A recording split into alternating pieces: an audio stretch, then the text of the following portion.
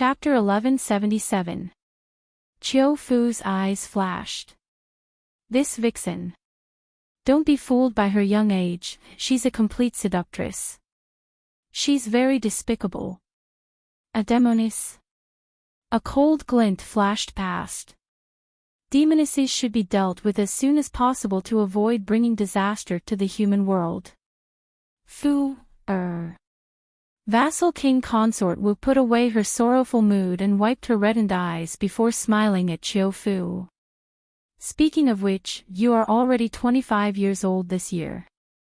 Mom has chosen several young ladies for you, planning to hold a flower-admiring banquet and invite them over. At that time, you can take a look and tell Mom if you fancy any of them. No need, Mom.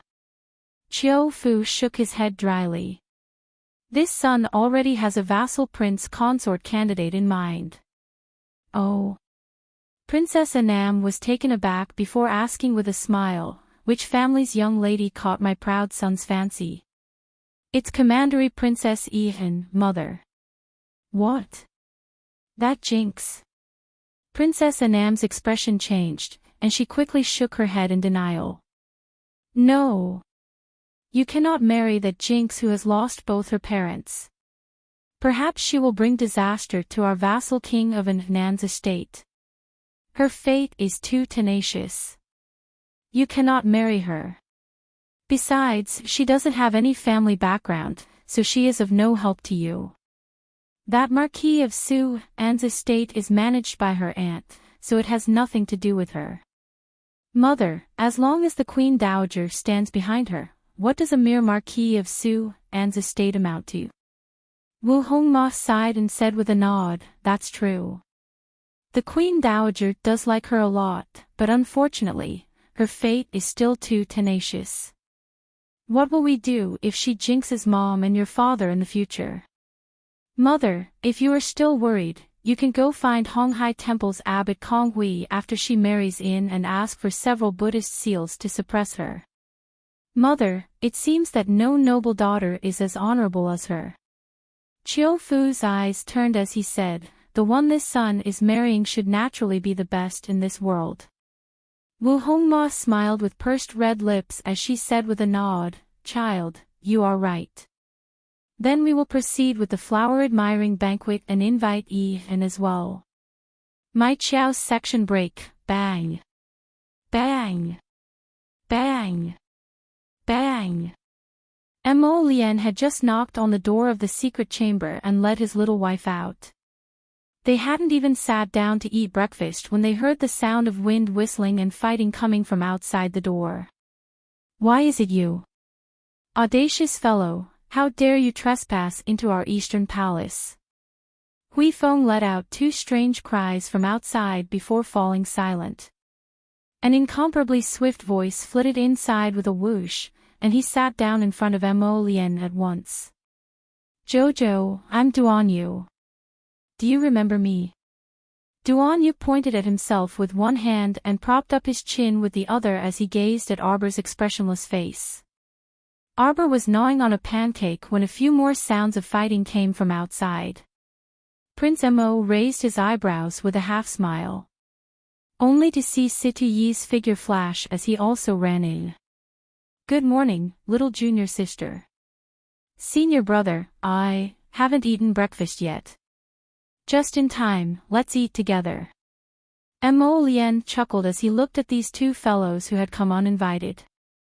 You two have trespassed into this prince's eastern palace. What, are you thinking of rebelling? Mo Lian curled her lips mockingly. What rebellion? We are here to see little junior sister, the two answered in unison. Hui Feng and the others rushed in while panting and wiping the sweat on their foreheads. Your Highness. All right, you all can leave. Chapter 1178. These two mentally deranged fellows still had a sense of propriety in their attacks. Otherwise, Hui Feng and the others would have been beaten to the ground long ago. Hui Feng harumphed and cupped his hands before quickly retreating with his men. Hubby, cultivate. Arbor sternly gazed at this man who dug her out of her cultivation ground early in the morning. So annoying. He kept hindering her from cultivating and she couldn't hit him. If she bit him, it would be a bit uncomfortable. Mo Lien imperceptibly twitched her mouth and ordered someone to scoop a bowl of porridge over. She stirred it with a spoon and coaxed her with a grin, "Wait a bit. Go cultivate in the afternoon. The mystic energy inside is denser." "Jojo, Jojo. Little junior sister, how are you?" Situ-Yi drank 2 mouthfuls of porridge before looking at her with chopsticks. "Senior brother thinks that it's better to invite someone from Celestial Medicine Valley to take a look at your condition." "Oh, that's second Do. He's the disciple of Celestial Medicine Valley's Valley Master. His medical skills definitely can't be wrong. No need." Prince Mo coldly waved his hand in refusal. "I've already invited a physician over. He'll examine her after breakfast." After saying this, he turned her small face around and fed her a mouthful of warm porridge. "Little junior sister, you've really lost a lot of weight. Can you tell me what you encountered in that mystic realm?" Situ-Yi asked curiously. "She doesn't even remember you. What else can she remember?" Duan Yu irritably pushed Situ-Yi aside and stuck his face in front of Arbor.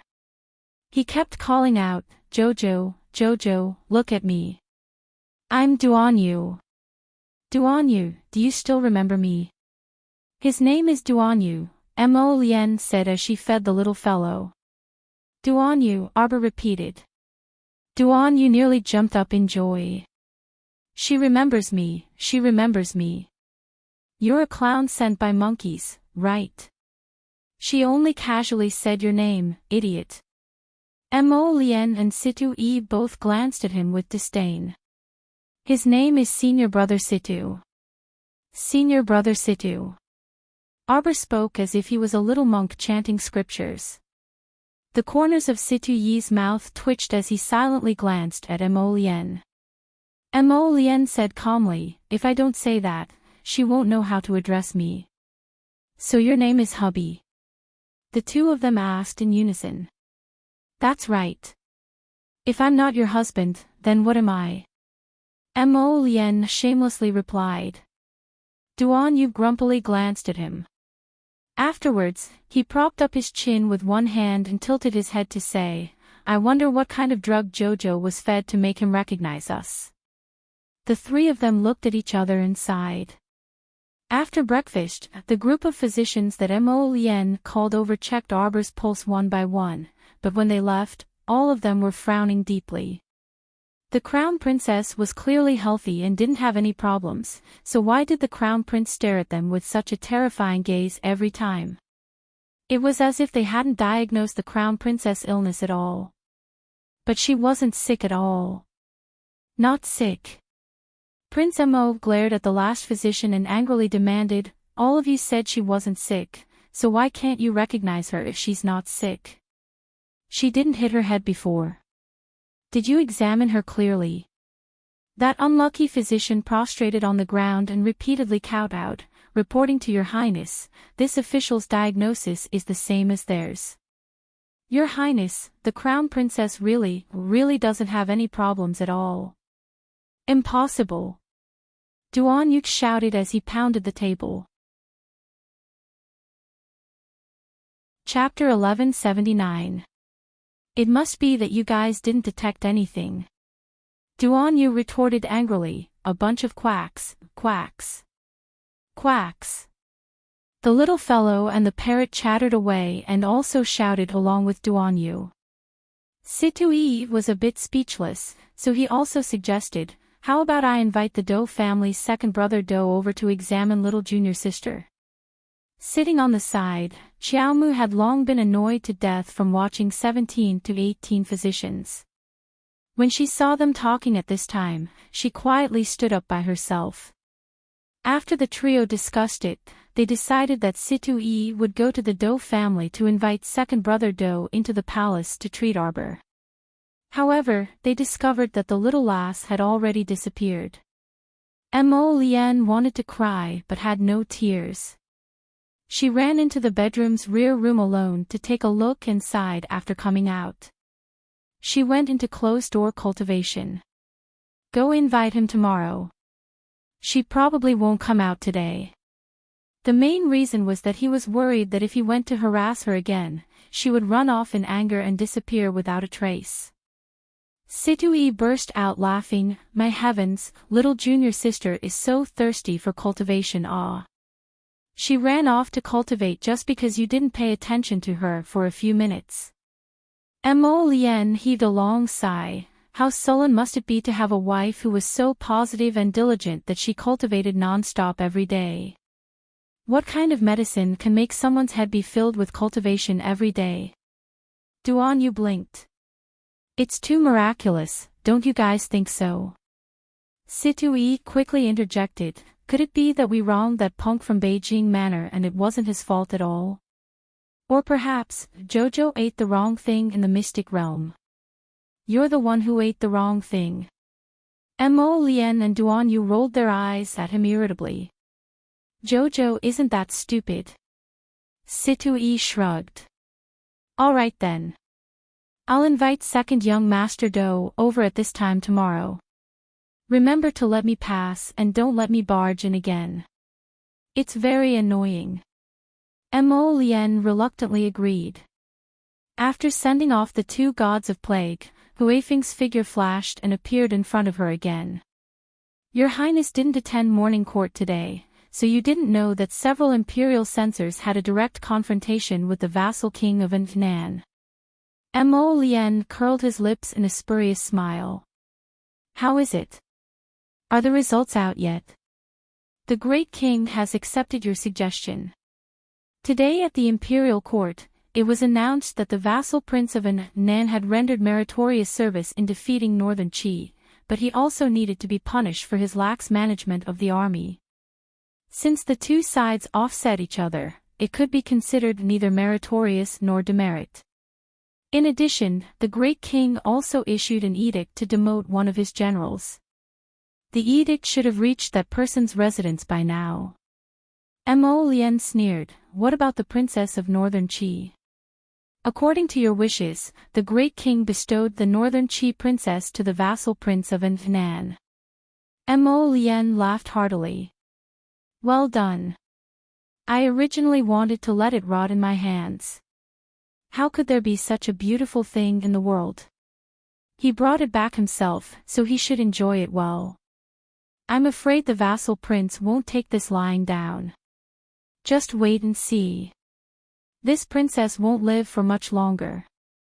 Mo Lian sneered as she stood up and walked outside. Huifeng's eyes brightened. Your Highness means that the vassal prince won't marry the princess of Northern Qi. How could he be willing to marry a woman who can't help him at all? His heart is very wild. Huifeng pursed his lips. Then should this subordinate secretly send people to protect that unlucky princess of Northern Qi? No need, Mo Lian said apathetically. The life and death of a princess of a small kingdom is unrelated to us. Chapter 1180. He was so disgusted by the vassal prince of Nan that he had secretly investigated him. He had long known that this vassal prince wanted to shove the Northern Qi princess into his hands. Could there be anything in this world that would go as he wished? Wishful thinking. He even wanted to shove a woman into his hands. If he didn't make this vassal prince of Nan a mess, his name wouldn't be Mo Lian. Mo Lian sneered. Do you think we don't know about the vassal prince of Nan's little tricks these past few years? I'm afraid he won't have the life to enjoy what he wants. In the future, what would be handed over to you, was a lifetime of peace and eternal well-being. Some people had been at the top for too long and seemed to have long forgotten what their names were and what their true identities were. Then there was no harm in reminding them properly. In this world, not everyone could be provoked at will. Huifeng's eyes flickered, and he quickly followed the crown prince out. After taking 2 steps, he looked back strangely. Your Highness, Could it be that the Crown Princess went into closed-door cultivation again? The Crown Prince didn't want to pay attention to him at all. This guy was just too talkative and kept stabbing him in the heart. So infuriating. My Chow section break, the next day. As expected, second young Master Do followed Situ Yi to the Eastern Palace. After seeing His Highness the Crown Prince abandoned them and let out a reluctant arbor. Hubby, cultivate. Duan Yu face-bombed. These were the words he heard the most these past 2 days. Mo Lien also coughed exasperatedly before pulling over her small hand and saying, Okay, cultivate. After I finish taking your pulse and have breakfast, I'll let you continue cultivating, okay? Arbor creased his brows and sat upright on a stool on the side, glaring at Second Do with large eyes. Quack. Hurry up. Situ Yi quickly coughed to cover his laughter and quickly stood up to say to Second Do, Please don't take offense, second young master. Our little junior sister has been cultivating excessively these past 2 days, so her mind isn't very clear. You're not thinking clearly. Arbor said. Situ Yi turned around and looked at Arbor with a smile. Junior sister, what's my name? Senior brother Situ. Arbor had an expression that said, You think I'm an idiot? Didn't her husband tell her this name 2 days ago? How could she forget it? Second Do frowned slightly and turned to look at Situ Yi. Duan Yu chortled, Second Do, let me tell you. Actually, Jojo wasn't scolding you just now. It's just that in the past 2 days, we casually told her that a group of people with the name Quack would be coming to take her pulse. So, just now, she was actually just calling your name. Second Do. What else could he say about this bunch of weirdos? Crown Princess, please give me your hand. Second Do knitted his brows as he took Arbor's pulse. His eyes occasionally glanced at the small, wooden face that was close at hand. It's very normal. Second Do looked at Mo Lien and the others in confusion. Why were these 3 people looking at him with disappointed expressions? This little crown princess's body really couldn't be any more normal, alright? Quack! Arbor jumped down from the stool and pattered towards the back room with small steps. She didn't even feel like looking at those people. What's the crown princess going to do? Second Do was puzzled. Duan Yu rolled his eyes and said, To cultivate. She's been like this these past few days, diligently cultivating every day. She doesn't care about worldly affairs and only cultivates. As they spoke, the 4 people shockingly discovered that waves of mystic energy were surging towards the back room. Chapter 1181. Clumps of fist-sized profound energy flowed into the Eastern Palace's training ground. Jojo is about to break through, right? Duan Yu exclaimed. This little fellow was truly an oddball. She was actually about to break through to level 14 cultivation at her age. The Queen Dowager, who was drinking tea in the rear garden and chatting cheerfully with the Countess of Jian'an, suddenly looked up with a frown in the direction of the Eastern Palace. This is... The Queen Dowager stood up abruptly and exclaimed in pleasant surprise, Someone is breaking through in the Eastern Palace. From the looks of it, they are about to step into level 14 mystic cultivation. Could it be His Highness the Crown Prince? Fenggu also exclaimed in delight. The Queen Dowager shook her head and gazed meaningfully at Fenggu. She then asked with a faint smile, What cultivation do you think the Crown Prince has? What cultivation could His Highness the Crown Prince have? Fenggu looked at the Queen Dowager in bewilderment. Why did she feel like the Queen Dowager was implying that His Highness the Crown Prince's cultivation was higher than the Queen Dowager's? Could it be that His Highness the Crown Prince has already reached level 15, the pinnacle of mystic cultivation? You are too naive. Level 15 is only the pinnacle of the mystic realm. The Queen Dowager shook her head with a chuckle. She had long realized that she had never seen through her grandson's cultivation. Ever since he was born, the Crown Prince's cultivation had always been above the mystic realm. As for what realm it was exactly, she had never asked, and the Crown Prince naturally had never told her. Then who is breaking through in the Eastern Palace? Feng Gu asked curiously. The Queen Dowager smiled with pursed lips and then sat down calmly with her teacup. I heard that the Crown Prince carried my youngest granddaughter-in-law back to the Eastern Palace these past 2 days. It seems like she has been tormenting herself in cultivation. Feng Gu's mouth instantly turned round. No way, no way. The young Crown Princess is only 15 years old. She hasn't reached marriageable age yet. The Queen Dowager smiled even more heartily. The Countess of Jian and commented with a smile, the Crown Princess is truly amazing. She truly is one of a kind in this world for her cultivation to be so high at such a young age. The Queen Dowager was grinning from ear to ear. When Ethan, who had come over with tea, saw this, her expression involuntarily stiffened before forcing a smile. Did something good happen for the Queen Dowager to be so happy?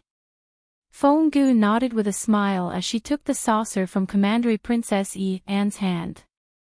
The Queen Dowager said that the young Crown Princess had broken through in the Eastern Palace. To be able to break through to the 14th level of cultivation before reaching marriageable age is truly commendable. When Ethan heard this, her breathing stopped slightly. Afterwards, she quickly revealed an extremely unnatural smile. Is that so? That's truly incredible. Feng Gu did not notice the change in her expression. She smiled and nodded as she served the tea. Yes, it's really amazing. The Countess of Jian and glanced at Commandery Princess and indifferently before retracting her gaze without leaving a trace. After and left, the Queen Dowager gazed at her back before asking the Madam of the Count of Jian, and with a chuckle, how was it? Last time, that fellow can be considered to have officially met Ethan. The Countess of Jian and replied with a smile, many thanks for the Queen Dowager's favor. Although the Commandery Princess is good, it can't be helped that fellow Edao already has someone he likes. Oh. The Queen Dowager was startled, not expecting the Countess of Jian and to reject her first. Emichim, it's the Li family's third Miss Xiao Yi, the Queen Dowager then smiled. But that one. The third young miss of the Assistant Minister of the Office of Imperial Banquets? Right, it's her. The Countess of Jian and confirmed with a smile. Chapter 1182. We've already matched their horoscopes, and the two are very compatible. We plan to choose a suitable date for the two families to discuss and officially decide. The Queen Dowager nodded with a smile. That's pretty good. I have to congratulate the Countess. Feng Gu, go to my jewelry box and choose 2 items suitable for young ladies to send to the Li family's third miss. The Countess of Jian and chuckled. This subject thanks Your Majesty the Queen Dowager on behalf of her daughter-in-law. Less than an hour later, the Queen Dowager sent someone to escort the Countess of Jian and out. The Queen Dowager rubbed her forehead tiredly. Feng Gu's face sank, and she commented in displeasure, this Countess of Jian and really doesn't know what's good for her. Your Majesty the Queen Dowager sincerely wants to marry Commandery Princess into their Count of Jian Anne's estate, yet she doesn't appreciate it and even set up a marriage for young Master Pei so quickly. Your Majesty the Queen Dowager, this servant has also heard of that Li family's third miss. I heard that previously, Her Majesty Consort Qing had intended to marry this third miss into the great king's son's estate as a noble concubine. But for some reason, this Miss Li actually fell ill and missed the auspicious hour, so this marriage fell through just like that. I really didn't expect that she would actually latch onto the Count of Jian Anne's estate's young master. This Count of Jian An's family isn't afraid that they will disgust Her Majesty Consort Qing. Sigh. The Queen Dowager waved her hand. The Countess is good at running a household and is smart and far-sighted. No wonder the Count of Jian An has valued her so much all these years. After these two encounters, she must have seen through something. An is arrogant and prideful, so she won't settle down even if we force her to marry into the Count of Jian An's estate. It is pardonable that the Countess doesn't fancy such a daughter-in-law. Forget it, let's wait and see. It's just a pity that she, sigh. The Queen Dowager sighed and waved her hand tiredly. Help me back to my room to lie down. Has the Queen Dowager's chronic back pain flared up again? I will go inform the Royal Physician Building. All right, I already said it's an old ailment. Can those royal physicians treat me? The two left as they spoke. One day later, everyone in the imperial house was stunned by the commotion in the Eastern Palace. The profound energy that flew above the Eastern Palace in batches was so dense that it almost formed a nebula pattern. Who could be so awesome in breaking through that? It had already been a full day and night, all right.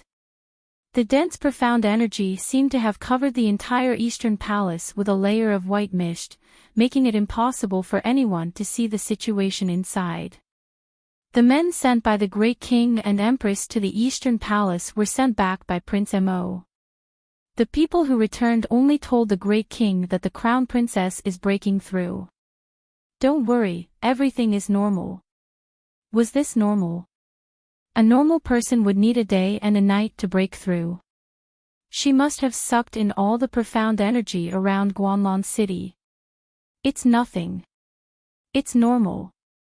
The Empress Dowager felt better after a good night's sleep. She had the energy to eat sweet cakes again. Seeing this, Feng Gu tried to persuade her. Empress Dowager, the imperial physician said that you can't eat too much of this. I can't eat this, I can't eat that. What else can we eat? The Empress Dowager said indignantly, don't listen to their nonsense. We only live for a short 100 years. We should eat and drink as we should. Boom! The Queen Dowager immediately jumped up from her stool. Who? What's going on? Could it be that some blind rebel army had barged into the royal palace? Chapter 1183. Soon, a reporting hidden guard floated in and coughed lightly. It's nothing, Your Majesty the Empress Dowager. His Highness the Crown Prince ordered this subordinate to inform you that the Crown Princess is currently at a critical juncture in her breakthrough, so any abnormal sounds are normal. The Empress Dowager and Feng Gu looked at each other in dismay. It wasn't until noon that a blinding light shot out from the Eastern Palace's bedchamber and soared into the clouds like a pillar of light. The Empress Dowager and the Great King couldn't sit still and hastily rushed to the Eastern Palace, encountering each other at the entrance. The moment he stepped through the door, he saw a strange sight. Those layers of mystic energy were like a waterspout that poured into the Eastern Palace's bedchamber. Then, the clouds and mist dissipated, and the sky became clear and bright. A plain-colored figure abruptly jumped out of the roof. With a long whistle, the figure flew like a streak of white light to a tree several meters away with a whoosh. With a fling of her hand, several earth spirits smashed down, and a series of rumbling noises were heard. The soil under the tree rolled and tumbled, twisting into the shape of a long snake. With a smack, it slammed into a thick and solid tree, instantly snapping the tree in half and crashing to the ground with a boom. The Empress Dowager and the Great King. Ha, Jojo, you successfully broke through. Duan Yu guffawed as he looked up at the cold-faced little girl. Why are you here? The little girl looked down at him and suddenly appeared in front of him with a flash. Didn't I already arrive here yesterday? Duan Yu looked at her in bewilderment. Jojo, you didn't forget who I am again, right? Duan Yu, your core ravaging thunder is quite useful. That's right, the jade heavenly thunder I gave you last time is even more. Duan Yu's eyes suddenly widened. You? What did you just say? You remember the core ravaging thunder. Then you know who I am. You are Duan Yu. Arbor looked at Duan Yu as if he was looking at a clown. He narrowed his eyes and surveyed the surroundings. Why am I here? Wasn't this the Eastern Palace? Why did she run to the Eastern Palace for no reason? Shouldn't she be inside the Mystic Beast Forest secret realm? She raised her hand and subconsciously massaged her throbbing little head. Her memory kept flipping back and suddenly stopped at the giant ape's big grinning face. She remembered. It was this giant ape that had tricked her. It had snatched the disaster-courting talisman that she had just finished drawing and stuck it on her. A certain person gloomily looked inside herself. When she saw that her realm had unknowingly soared to the entry stage of level 14 Mystic Cultivator, her small mouth instantly formed an O shape. Actually, she didn't even know how she managed to cultivate.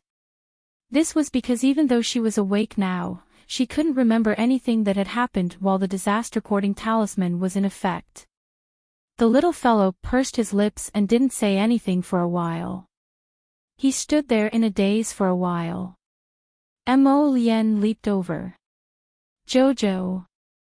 Little junior sister. Situi chuckled as he ran over. Congratulations, congratulations. Little junior sister, you have already become a level 14 Mystic Cultivator. Senior brother Situ, you are also here. Arbor returned to her senses and nodded at him. Afterwards, she pattered to Mo Lien's side with a taut face. Mo Lien, when did I come back? You are. Mo Lien paused and looked at her in disbelief. Jojo, you remembered me. These people were so dumb. What did he mean by she remembered him? Chapter 1184. He looked at her with some surprise and some melancholy. This little fellow remembered his name. She was Mo Lien and not her husband. Ah. Little junior sister, have you recovered your memory? Situi bounced in front of him and pointed at his nose as he asked, what about me? What's my name? Situi. Arbor rolled her eyes at him with a look at an idiot expression. Situi rubbed his nose. Ah, that's right. My name is Situi. His name was finally not senior brother Situ. Little junior sister, that's great. You've finally recovered. Situi chuckled. You don't know how worried we were when you lost your memory. When did I lose my memory? Arbor glanced at them expressionlessly. I didn't lose my memory. Wasn't it just her memory being sealed by the disaster-courting talisman? She would never tell anyone about this, not even Mo Lien. She would never tell anyone that she was the one who drew the disaster-courting talisman and got herself into bloody trouble. It was too embarrassing. When she thought about how she had lost her 5 senses and memories because of the disaster-courting talisman, and how she might have wandered around the forest like a fool, she wanted to catch the giant ape and give it a good beating. Mo Lien sighed softly and went forward to hold her little hand. Jojo, look at you. You don't remember anything before yesterday again. Nothing happened before yesterday. The little fellow raised her head proudly and suddenly narrowed her eyes. Her gaze swept towards the roof and she threw Mo Lien's hand away before she flew up with a whoosh. Come out. Everyone was stunned for a moment, not understanding why she had flown up to the sky. But very quickly, they saw a big furry head peeking out from the edge of the roof. The great ape laid there and looked at her with a pair of small eyes. It grinned widely and gave her a silly smile. Great! This fellow still dared to appear in front of her. Arbor flew in front of it with a whoosh and without another word, she raised her little fist and punched it. Who told you to trick me? Who told you to force me to cultivate? Who told you to trick me? Pow, pow, pow. Arbor's small fists landed on the giant ape's head like raindrops. Along the way, the giant ape should have been secretly tailing him, but it didn't show itself. Looking at its wretched appearance, Arbor understood everything. Even after using the disaster-courting talisman on her, he was still worried and kept an eye on her to see if she was cultivating properly. Hee hee. Let's see if I can't beat this guy to death. The giant ape hurriedly used its thick and strong arms to hold its head, nimbly jumping around the eaves, climbing up the tree for a while, and sliding down while hugging the tree. That pitiful tree bent down under the weight of its huge body. Empress Xiao stared at the scene in front of her, dumbfounded. She pressed her head and moved her body. What is this? Get down here. The crown princess was climbing up and down the tree, fighting with a big monkey. That scene was beautiful no matter how one looked at it. Arbor flew down with a whoosh. Mo Lien hurriedly walked over and pulled her little hand. She naturally raised her sleeve to wipe the sweat on her head. All right. Stop fighting. Come and greet grandmother. Bang! The giant ape also landed on the ground, and it followed Xiao Mu with its chubby legs. Arbor turned her head and glared at it fiercely, only to see the latter grinning cheekily and opening its big mouth. Grandmother, this is my Jojo. Chapter 1185. Mo Lien walked up to the Queen Dowager while holding the little fellow's hand and smiled at her. Mo Lien squeezed the little fellow's hand and gave her a look that said, "Call me grandmother." Arbor blinked as she looked at the benevolent-looking elderly lady and called out crisply, "Grandmother." Good. The Queen Dowager pulled Arbor over with a grin and examined her closely. Good child, let grandmother take a good look. Fenggu, look at how well born this child is. Fenggu also laughed while covering her mouth. Isn't that so? The crown princess really is like a little fairy that has descended from the heavens. If this old servant were to run into you on the streets, I might even think that I was seeing things. How could anyone be born so well in this world? Although the little fellow's face was stoic, she was still blushing from their praise. Ha ha ha. The Queen Dowager nodded with a smile. She pulled Arbor's hand and stuffed an interspatial ring into her hand. Good child, grandmother learned from the crown prince that you are skilled in pharmacology and can refine pills at such a young age. You are truly amazing. This is a meager meeting gift that grandmother prepared for you. Just take it. Arbor's eyes flickered when she looked down. This was a rare and precious interspatial ring in the lower star domain. She had only obtained one from teacher Long Chuyun before. When the king and queen saw this, they couldn't help but open their mouths in shock. It seemed that mother was quite satisfied with this granddaughter-in-law. Grandmother, this is too precious, I. The Queen Dowager patted Arbor's small hand and said with a chuckle, there are some spiritual flowers and herbs inside that I collected when I was young and adventurous outside. They are of no use to me, so I am giving them to you. You can use them to their fullest potential. Don't decline. This is grandmother's small token of appreciation for you. If you don't take it, grandmother will be unhappy. When Commandery Princess Ihan, who was standing behind the Queen Dowager, saw this, she clenched her handkerchief tightly and lowered her head with pursed lips. Ciao, accept it. Mo Lien advised with a smile. All right then, I'll give it to grandmother after I refine a good pill. Arbor nodded and put the interspatial ring into his inner world. Ah, that's right. The old lady was so happy that she couldn't close her mouth. She smiled and nodded. At this moment, the great king finally found a chance to interrupt. Ahem, Crown Princess. What exactly happened in the Mystic Beast Forest secret realm a while ago? Why were so many of you sent out in advance? Arbor faintly glanced at the Great King.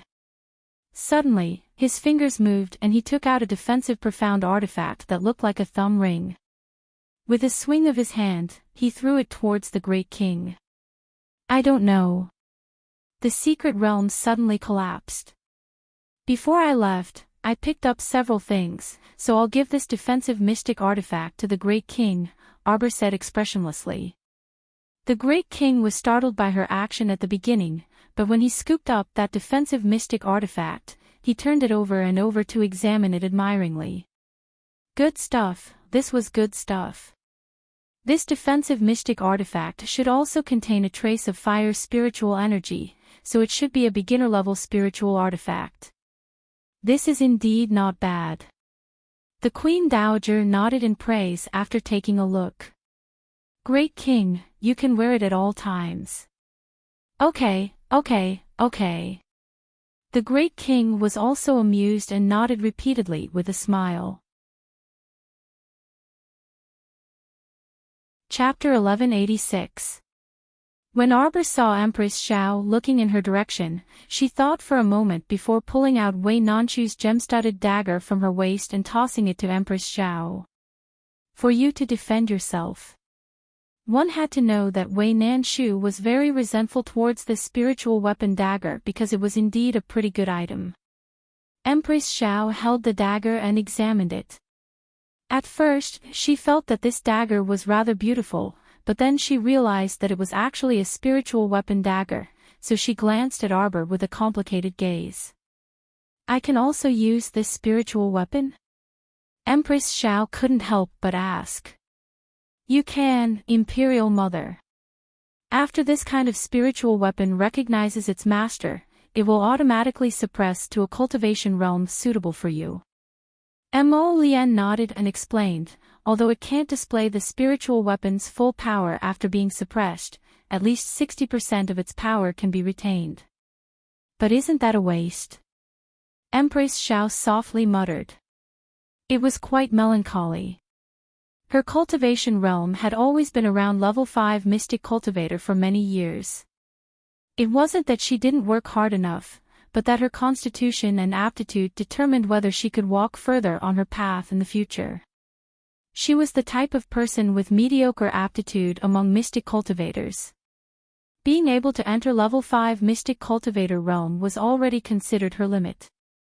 The Empress Dowager said with a smile, "Little fellow, you gave all the good things to your royal father and mother, so what do you have left?" Arbor took out that mystic weapon bow and patted it. This is enough for me. Heh, she still had a large pile of odds and ends contributed by the giant ape. She threw them into her inner world and didn't even look at them carefully. That mystic realm was seriously too dangerous. It collapsed just like that. Fortunately, nothing happened to you. The Empress Dowager held her small hand and said, "Right, what did you do just now?" "Advance to the entry level of level 14 Great Mystic Cultivator, right?" Arbor nodded, and the Great King and Empress Xiao gaped at the same time, looking at Arbor as if they were looking at a little monster from outer space. Their daughter-in-law was only 15 years old, but her cultivation had already reached level 14. How could they, who had mediocre aptitude, endure this? After sending off the Empress Dowager, the Great King, the Queen, and the others, many concubines in the palace came one after another to send gifts to congratulate the Crown Princess on her advancement in cultivation. Arbor was too lazy to meet them. He only ordered people to accept the gifts and sent the people from the various palaces back. Now that the four of them had moved into the small courtyard, they finally had time to chat. Duanyu asked curiously, "Jojo, do you really not remember what happened in the Mystic Beast Forest these few days? As far as I know, you were sent out less than half a month after you entered. In other words, you've been wandering outside for more than 10 days. Could it be that you've been cultivating in the Mystic Beast Forest every day?" Our dear Duanyu really hit the nail on the head. Arbor pulled a long face and pretended to be disdainful as he said, "How is that possible? Don't talk nonsense. I was just beating up beasts in the forest and collecting crystal cores. Nothing else." Situate sneaked a glance at her and suddenly asked, "Then what about that phoenix egg you picked up? Take it out for us to see." "What phoenix egg? When did she pick up some phoenix egg?" "There." Situate pointed at Arbor and asked, "Isn't that right? Isn't that right? You were tested out in one try. You just forgot. You don't even remember something as important as you picking up a phoenix egg, little junior sister." Arbor nearly broke her facade. The corner of her mouth imperceptibly twitched, but her small face remained taut. Chapter 1187.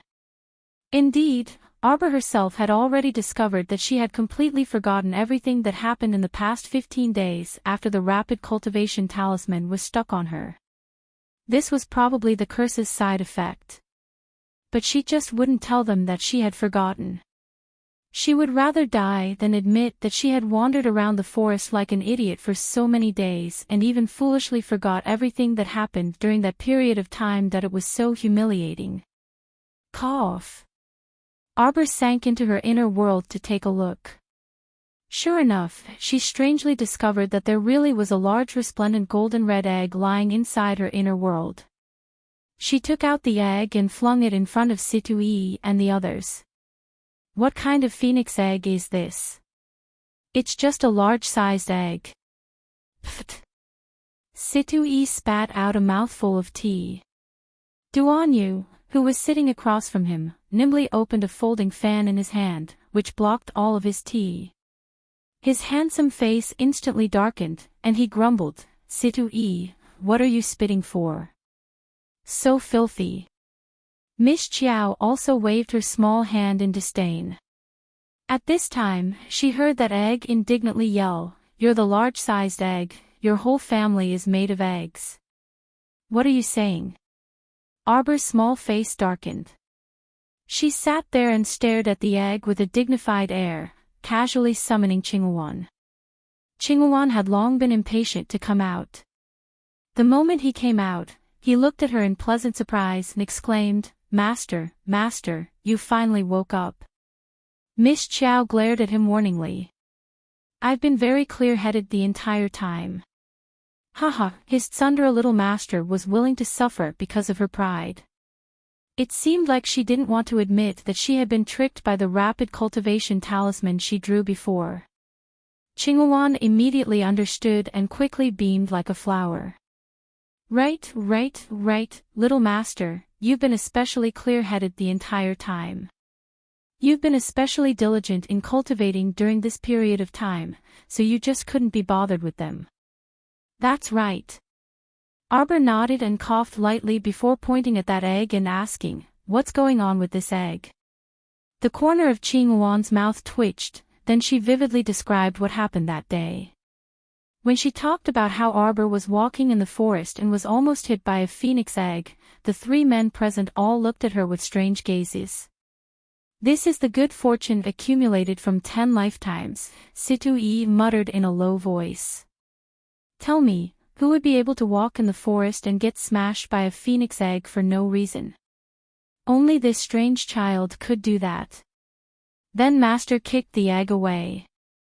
The egg really wanted to follow Master, so it ran all the way here. Qinghuan summarized the matter simply, mainly focusing on 2 points. Firstly, the owner didn't want the egg. Secondly, Eggy had insisted on following her. The 3 men were speechless.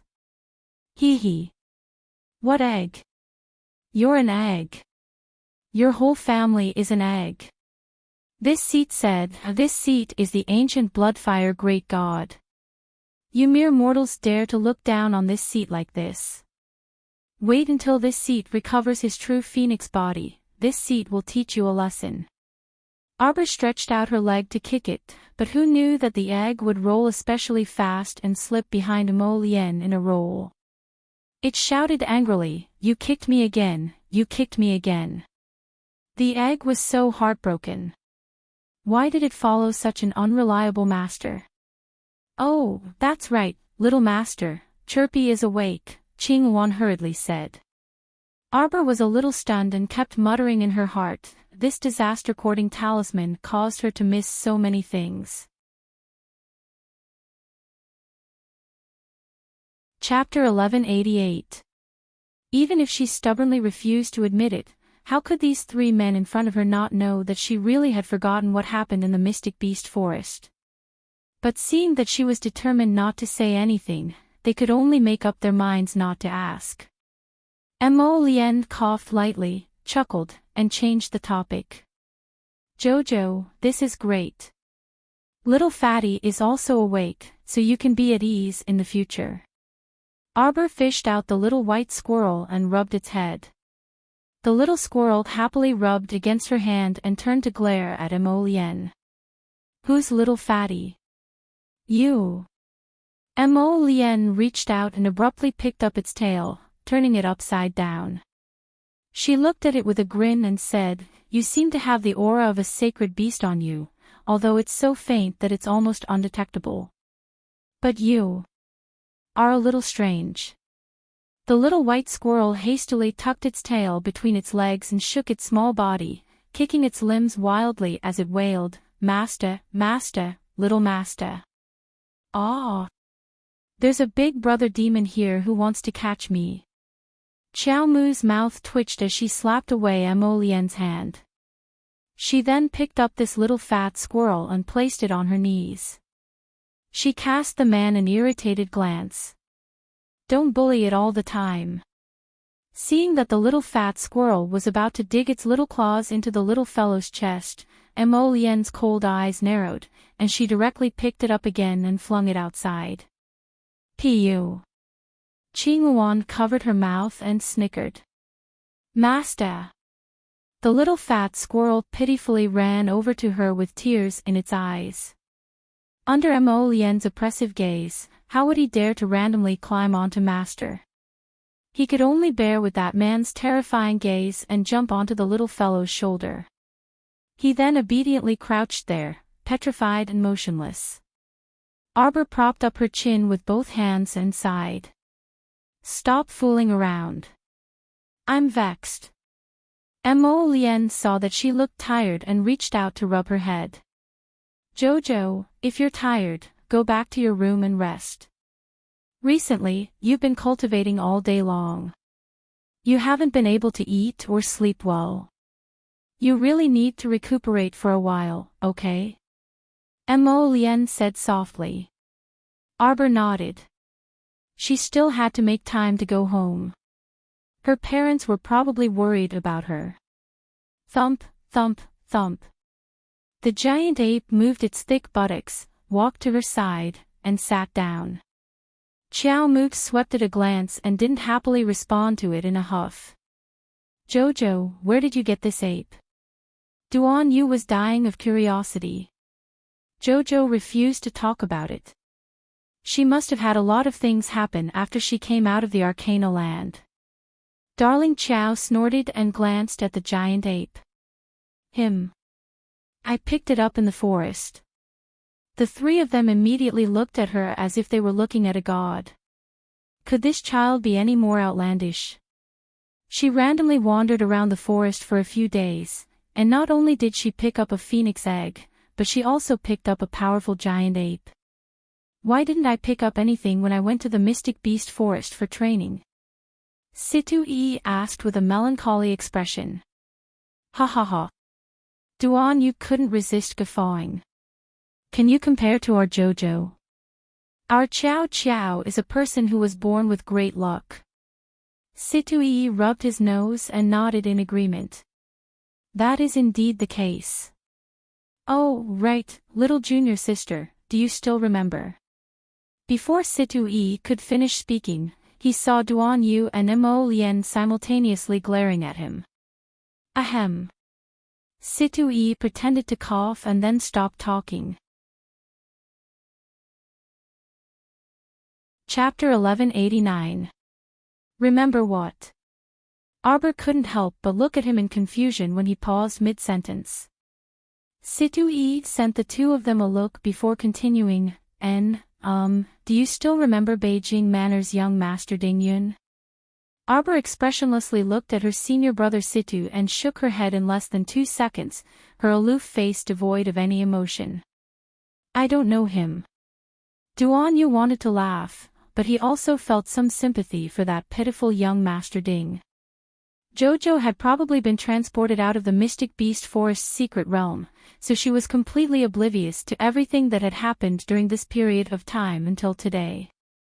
Arbor furrowed her brows in contemplation. Who is it?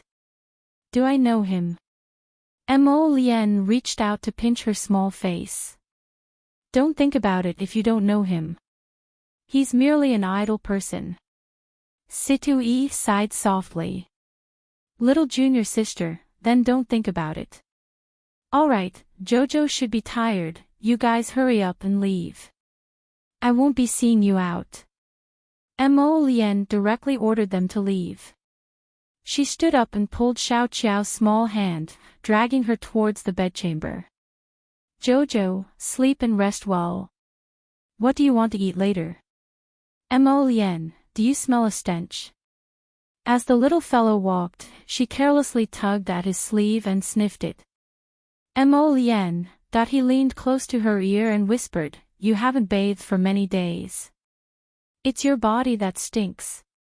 Every time I call you to bathe together, you always tell me to cultivate. Arbor. Duan Yu propped up his chin with one hand and sighed as he watched the two leave, glued to each other like glue. They're about to get married, right? Situ-yi watched the two leave hand in hand and chuckled with his arms crossed.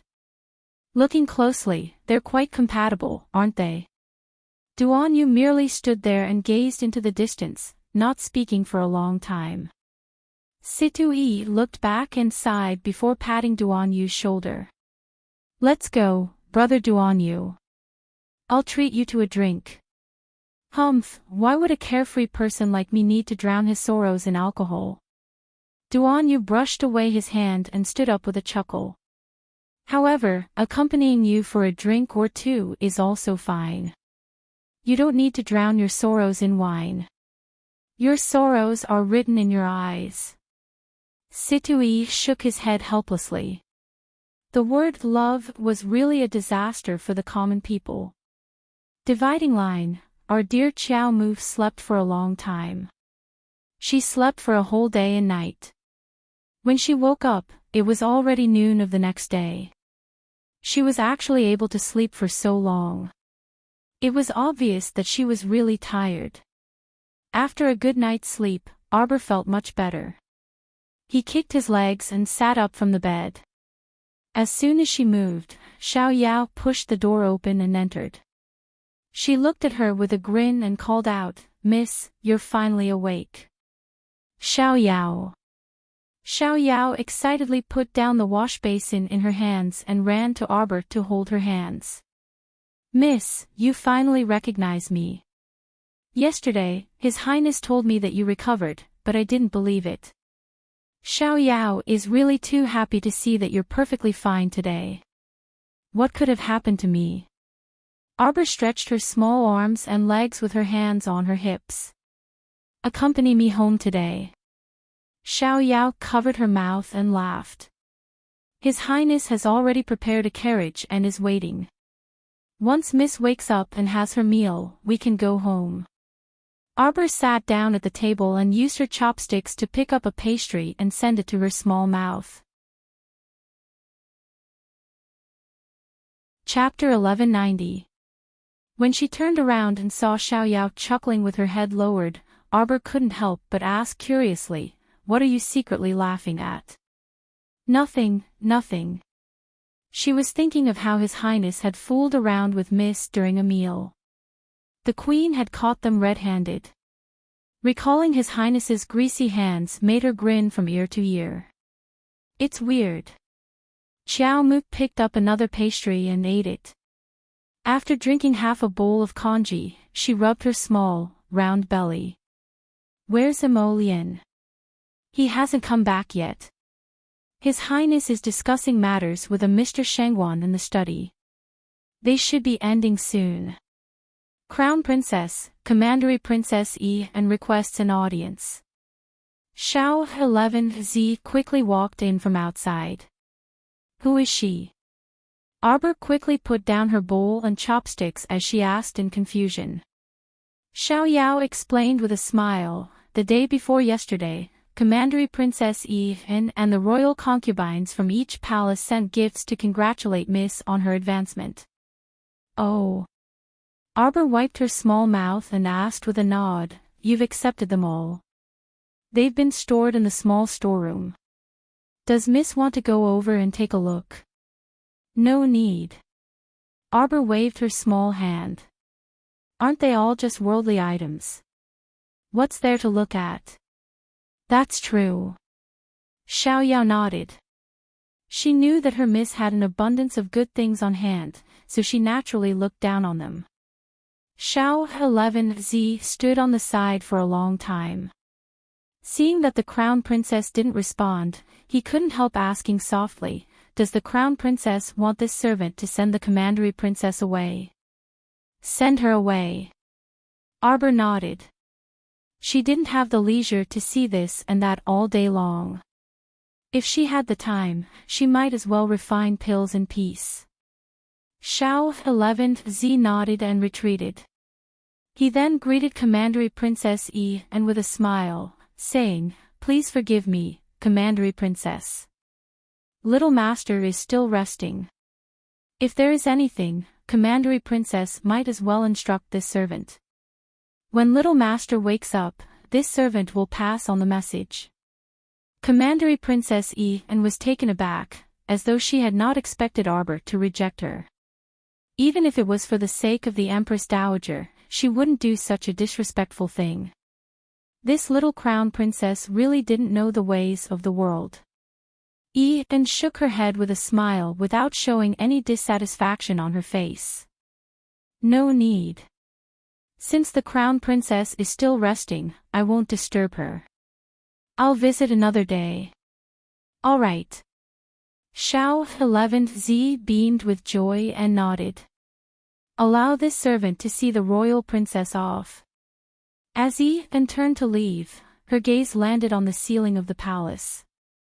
This little Crown Princess might not be easy to deal with. Princess, they don't even want to see us. Why do we have to come here and embarrass ourselves like this? Su said indignantly as she followed behind her. What do you know? And cast her a tepid glance. Only by knowing yourself and your enemy can you emerge victorious in 100 battles. This Crown Princess is young, but she exudes an absolute oddity from head to toe. And clenched her fists. Her cultivation is too strange. In all my years, I have never seen someone who could break through to level 14 cultivation at the age of 15. It must be because His Highness the Crown Prince gave her many miracle pills. Su pursed her lips and said, I heard from other people that this kind of person who uses medicine to create a false cultivation realm is actually useless. Once it comes to actual combat, they can be beaten to a pulp at any time. And looked at her in amusement before saying with a shake of her head, that might not be the case. Chapter 1191. With the Crown Princess's cultivation, it can be considered exceptional. I suspect that she should have some special cultivation technique. Cultivation technique. Mystic technique. Mystic technique. And shook her head. It definitely isn't an ordinary mystic technique or cultivation technique. I suspect that she might have a divine rank or even saint rank cultivation technique. If she didn't have cultivation techniques to complement each other, how could her cultivation realm increase so quickly? If she could dig out the secret on her body and take it for herself. Anne's expression flickered, and she led Su to her Anya pavilion. The Queen Dowager hasn't been paying much attention to you lately. She only has her granddaughter-in-law on her mind, and she even gifted such a precious interspatial ring to the crown princess the day before yesterday. Su-er pursed her lips and said, "It must have been hard on Miss to personally attend to the Queen Dowager and serve her wholeheartedly all these years. In the end, you can't even compare to a granddaughter-in-law that she has only met once." "Shut up." And glanced at the talkative Su-er indifferently. "I already told you not to speak whatever comes to your mind. Be careful that a loose tongue leads to trouble. How many spies did she have in the palace to dare to spout such nonsense?" And glared at her and shook her head. Su-er puffed up her cheeks and changed the topic, saying, "Commandery Princess, Princess Anam has sent out invitations to hold a flower appreciation banquet. Apparently, all the noble ladies in the city have been invited. Do you want to go?" And was startled, but then she nodded slightly. "Of course I want to go." She suddenly paused and turned to look at Su-er. "Is the crown princess going?" "My Chow's section break, I'm not going." Arbor scratched the little fat squirrel's furry chin as he leaned lazily against Immerse. "Why would I go? I'm already busy to death, so how would I have the time to attend that nuisance of a flower appreciation banquet? Moreover, this kind of flower appreciation banquet was mostly held to select a wife for their son. Every family was well aware of this. What was she, a young woman who was already engaged, going there for?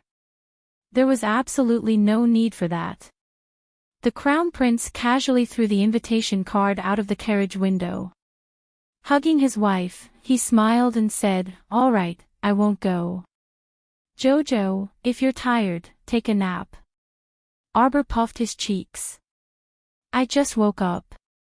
You've been cultivating in the morning and at night these days. It's seriously too hard on you." Immerse leaned close to her small ear and murmured softly, "Sleep a bit more." Speaking of this matter, Arbor also shed bitter tears, but he had no one to complain to. Lying in Prince Mo's arms, the carriage rocked back and forth. She decided to take a nap, but she really did close her eyes and fall asleep. Immerse helped her adjust a more comfortable position and held her on his lap. She rolled her eyes and glared at the little fat squirrel that was shrinking back. "Don't be noisy. Chirp chirp. Acting cute my ass." The crown prince glanced at it, then ignored it. He only lowered his head to look at his Jojo. Suddenly, Immerse's brows twitched, and he grabbed his left wrist with one hand. Just as he was about to channel the medicinal power, he saw a small, fair hand move slightly and take his pulse. Xiao Mu's examination of her pulse scared away all of her sleepiness.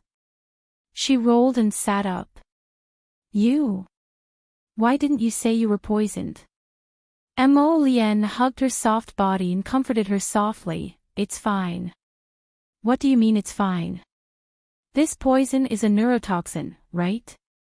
It's quite serious." "You?" Arbor glared at him. Chapter 1192. Arbor was really going to be angered to death. Why didn't he say anything when such a big thing happened? Looking at his handsome, innocent face, Arbor couldn't resist reaching over and pinching his face. "Why didn't you tell me? This isn't a big deal." After noticing a certain someone's angry gaze, Prince Mo's voice weakened, and he finally said in a voice so soft that it was almost inaudible, "You've been too tired these past few days. You have to sleep well." He was really going to be angered to death. Arbor hammered him hard. "Is my sleep more important, or is your life more important?" Immerse opened his mouth, but he quickly changed the "you're important" to "both." "Both are important." Xiao Mu pounced over and bit him. "You scoundrel." Okay, I'm a jerk." Immerse hastily hugged this little fellow and begged for mercy. "Jojo, don't be angry, okay? My teeth hurt from biting." As he spoke, He even lifted her little chin in all seriousness, busily trying to look at her teeth. Arbor irritably slapped his paw away and turned her little head away with a huff. I don't want to pay attention to you. Mo Lien turned her little head back with an innocent expression. No, how can you ignore me? Jojo. Don't be angry. It's not that I don't cherish my life, but I know. This poison can't do anything to me in the short term. You forgot that I'm an apothecary myself. My medicine can neutralize some of the poison, but it can't cure it completely. Arbor reached out to hug him and looked up at him anxiously. How long have you been poisoned?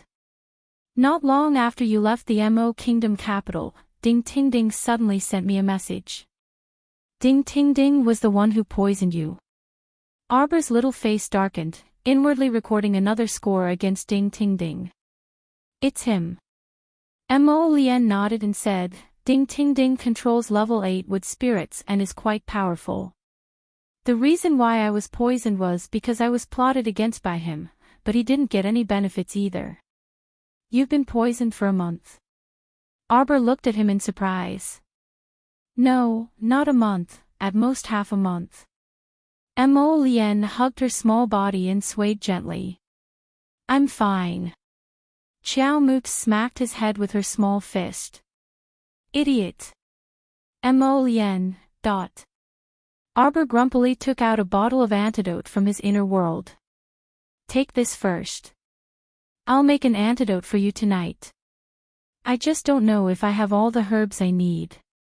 She muttered to herself. Jojo, there's no rush. What do you mean by not being anxious? Arbor glared at him. I am anxious. All right. Mo Lien blinked his phoenix eyes and said with a smile while hugging Jojo, then don't work too late to make the antidote tonight, all right? Look at you. When I bring you home now and Mom sees that you've lost so much weight, she'll definitely blame me for not taking good care of you. Bah.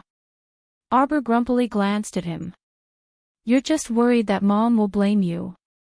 Jojo. Previously, when I had to cultivate every day, did you come to bother me every day? Arbor watched him drink the antidote and then took his pulse before casting him a sidelong glance. No. Mo Lien hastily shook his head and said seriously, I never disturbed you when you were cultivating. Otherwise, do you think you could break through to become a level 14 mystic cultivator so quickly? Chapter 1193. Heh, as if I'd believe you. This is a neurotoxin called Devil's Grass. It will paralyze a person's nerves for a short period of time and affect the limbs and body. It will gradually turn the person into a paralyzed and immobile person. Xiao Mu gritted her teeth in resentment. This Ding Ting Ding really is vicious enough. Mo Lien lifted his hand to tidy her hair. It's a pity that he doesn't know that I have Jojo with me. Any poison won't work on me. Arbor gave him a sideways glance. That's not a reason for you to hide your health condition. Okay. If anything happens to me in the future, I'll tell you immediately. Mo Lien smiled at her. Actually, it's okay if you wait a day or two until Jojo fully recovers before you detoxify me. Mo Lien looked at the little fellow's disapproving gaze and his voice subconsciously lowered.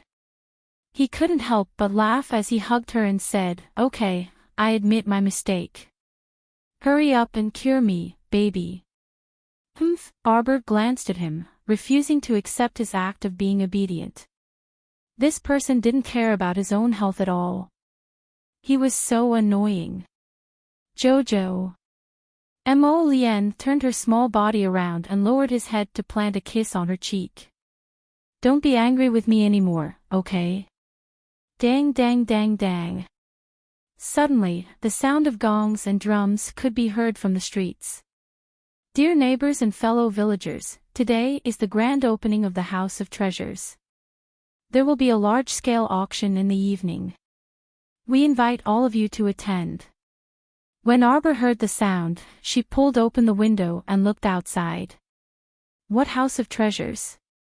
Are they here to steal our morning sunlight pavilion's business? Mo Lien couldn't help but laugh as she craned her head to look outside as well. A few burly men and a few gorgeously dressed women were standing on the street, shouting and beating gongs and drums. They attracted a lot of attention. Just from the name of this shop, it doesn't sound fancy. Arbor pursed her lips. I don't think there's anything special about this house of treasures. Mo Lien. Baby, it's called the House of Treasures. Oh, yes. Xiao Mu shrunk her head and let down the curtain. How about we scout out the enemy tonight? It doesn't matter if Morning Sunlight Pavilion's business is good or bad. Mo Lien chuckled. In any case, it was nothing more than that. Gathering all the rare treasures in the world was just an excuse. The most important thing was to spread the news. Did I sell all my talismans last time? I sold it a long time ago. Then I'll give you another batch this time. She didn't have much use for those elementary yellow and blue talismans anymore. Now, she mainly used ebony to make talismans, and most of them were high-level blue talismans. Mid-level talismans were not that rare to her, so she decided to sell them to the Crown Prince. Anyway, she would only keep it as waste paper. Now, everyone outside knows that Morning Sunlight Pavilion has talismans for auction. Tell me, this is our only business. How could it be snatched away by others? Mo Lien raised her eyebrows and smiled. But if you want to go to the House of Treasures, I'll accompany you. Okay. Let's go take a look tonight. A trace of curiosity floated in the little fellow's heart. I wonder what good things they can auction. As they spoke, the carriage had already turned onto Minshan Avenue and arrived at the entrance of the Marquis of Jiyuan's estate. The Marquis's estate had received news early in the morning that Arbor would be returning today, so they had already opened the doors and waited. At this moment, Xiao Zhongbang and his wife, who had received the news, hurriedly came out of the hall to welcome them. Chapter 1194. Mom. When Arbor saw her mother, her eyes involuntarily lit up, and she quickly ran up to hug her mother's arm. This child. Wei Ziqin reached out to poke her little head. You've made mother worried to death. You always disappear without a word. Do you know that Xiaomo brought people to look for you all over the place during this period of time? They almost turned the ground upside down. Arbor nodded slightly with a stifled expression. Actually, she was also quite helpless. If not for that disaster-courting talisman causing her to be in such a bizarre situation, she could have actually returned when she was transported out of the mystic realm. All right, it's good that you're back. Come in and talk. Xiao Zhongbang hastily ushered everyone into the house. The group moved to the main hall and sat down, and servants naturally came forward to serve tea. Mom, is everything all right at home? There's nothing for you to worry about at home. Wei Ziqin pulled her daughter's small hand, her eyes filled with reluctance to part. Jojo, why are you so thin? Was it very hard to train in the Mystic Beast Forest Mystic Realm this time? It's fine. It wasn't very hard. Arbor hugged her mother's arm and shook her head. Mom, don't worry about me. I'm fine. Look, my realm has increased again. I just broke through to become a level 14 Mystic Cultivator. Xiao Zhongbang and Wei Ziqin widened their eyes in shock as they sized up their daughter. Wei Ziqin looked at her with a rather complicated gaze and muttered to herself, this is probably inherited by bloodline. Mom, what are you muttering about? Wei Ziqin was startled, and she quickly smiled and said, nothing. Child, don't go anywhere now that you're back, okay? You have to properly prepare for your coming-of-age ceremony at home. got it? Xiao Mu obediently nodded her small head. In her previous life, her mother passed away early, so how could her stepmother worry so much about her? She didn't have a coming-of-age ceremony. She could only hide at the side and watch the family prepare a grand coming-of-age ceremony for Xiao and I. At that time, she was like a little mouse that no one wanted. She lived in a dirty ditch and could not see the light of day. Wei Ziqin pursed her lips and smiled. That's good. Then move back home today. Don't mess around until your wedding. Ah, no. Arbor suddenly thought of something and shouted, Mother, I have to go. Wei Ziqin patted her little hand and glanced at her unhappily. You just came home and you want to go out again. You're not going anywhere. Mother, this is something I promised someone else. Previously, when I was at that small base in the Mystic Beast Forest, I collected a batch of primary-grade herbs, but later on. In short, due to various reasons, I missed the appointed time. I must go there. Mother, it won't be long. I'll be back in 5 days at most.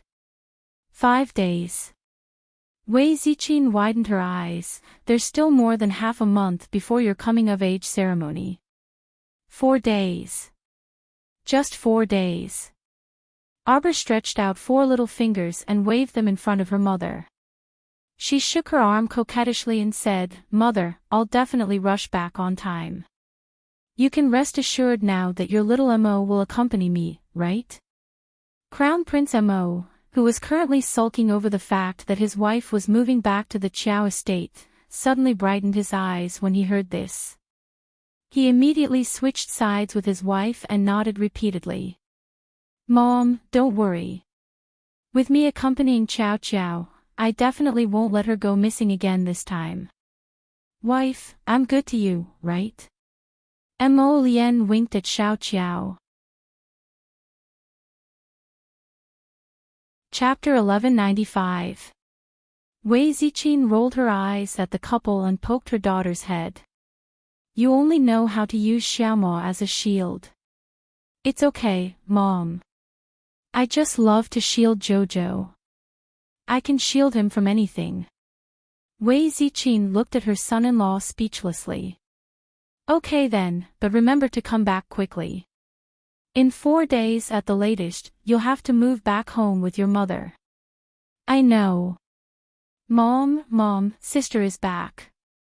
Jolin and Xiao Xin ran into the front hall one after the other, followed by a little monk with teary eyes. When he saw Arbor, he burst into tears. Benefactress, you left me behind again.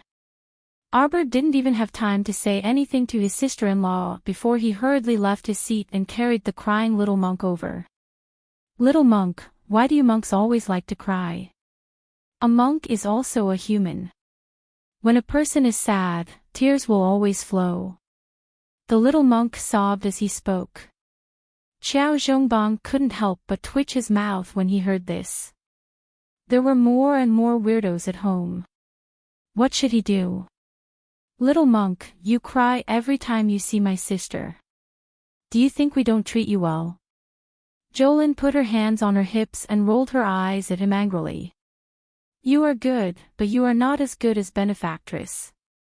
The little monk spoke honestly and raised his sleeve to wipe his tears.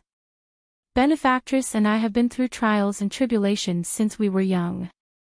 She always leaves me behind and runs off by herself. Can't I cry when I see her? You. Jolin didn't know whether to laugh or cry as she glared at the nagging little monk. She pursed her lips and said, No wonder sister left you behind and ran off. You are such a nagging little monk. Okay, don't cry. Arbor pulled his sleeve and helped him wipe his tears. You are not a 3-year-old child anymore. You are 4 years old. But after the new year, you will be 5 years old. You shouldn't cry. Xiao Zhongbang, Wei Ziqin couldn't help but giggle. She lovingly stroked the little monk's bald head and said, Kong Kong Mrs. Big Sister. It's fine. When big sister comes back from her business, I will stay at home for more than a month. Wei Ziqin said with a smile. Kong Kong, have you finished your homework today? The small monk nodded his small head and said, It's done. This little monk has already finished tomorrow's work. Benefactress, can you bring me along this time? That won't do. When Mo Lien heard that this guy actually wanted to be a candle, he immediately vetoed it. Benefactress. The little monk's eyes were filled with pitiful tears. How about this? I can't bring you along. But I can take you out to play tonight. Arbor patted the little monk's head. Big sister will be back in 4 days. It won't be long. Big sister, where are you going to play? Jolin and Xiao Sen were immediately energized. They gathered in front of Arbor and asked curiously, Big sister, where are you going to play? There is a newly opened House of Treasures auction house. There will be an auction tonight. Mo Lien and I plan to go take a look. Do you guys want to go? The 3 little heads nodded in unison. Mo Lien couldn't help but facepalm.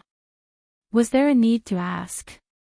These 3 little fellows, as long as there was something interesting to watch, how could they refuse? There was no need to ask about this kind of thing. You guys can go out, but you have to be obedient.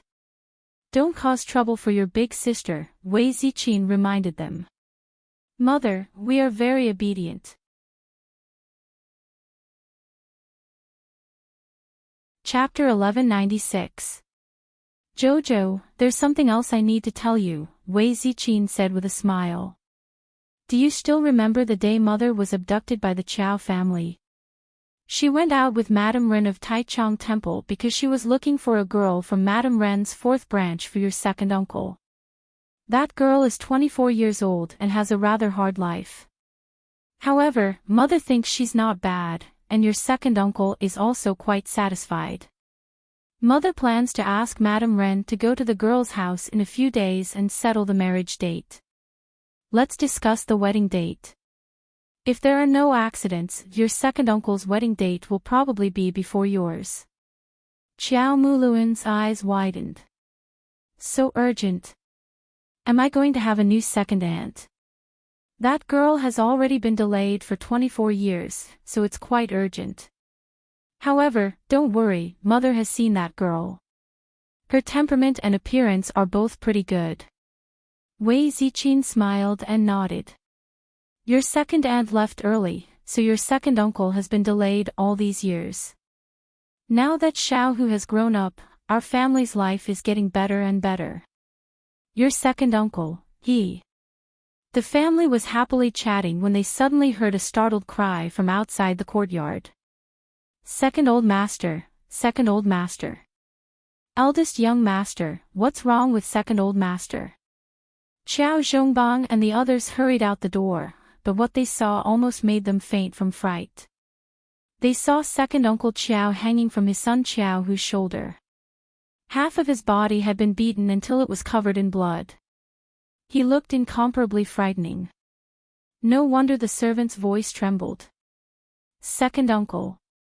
Arbor cried out in alarm and ran to second uncle Qiao's side. Me sister. Qiaohu struggled to support his body and dragged second uncle Qiao into the house. When he saw Arbor running over, he spat out a mouthful of blood like a deflated ball and fell to the ground, barely breathing. Hurry, hurry and save eldest aunt. At the Zhou family's entrance. Brother Xiaohu, brother Xiaohu. Qiao Mu was shocked when she felt Xiaohu's pulse. Brother Xiaohu's profound veins were actually injured by someone, and second uncle's condition was even more tragic. The bones in his left hand and left leg were actually broken by someone. When Arbor checked, he felt as if he was shrouded in an icy mist, emitting an eerie chill. Wei Ziqin was so frightened that she didn't know where to put her hands and feet. Second uncle, what are you waiting for? Go to the clinic and ask for a doctor. There's no need. carry him back to the room first. Prepare clean scissors, cloth, and hot water. Yes, yes, yes.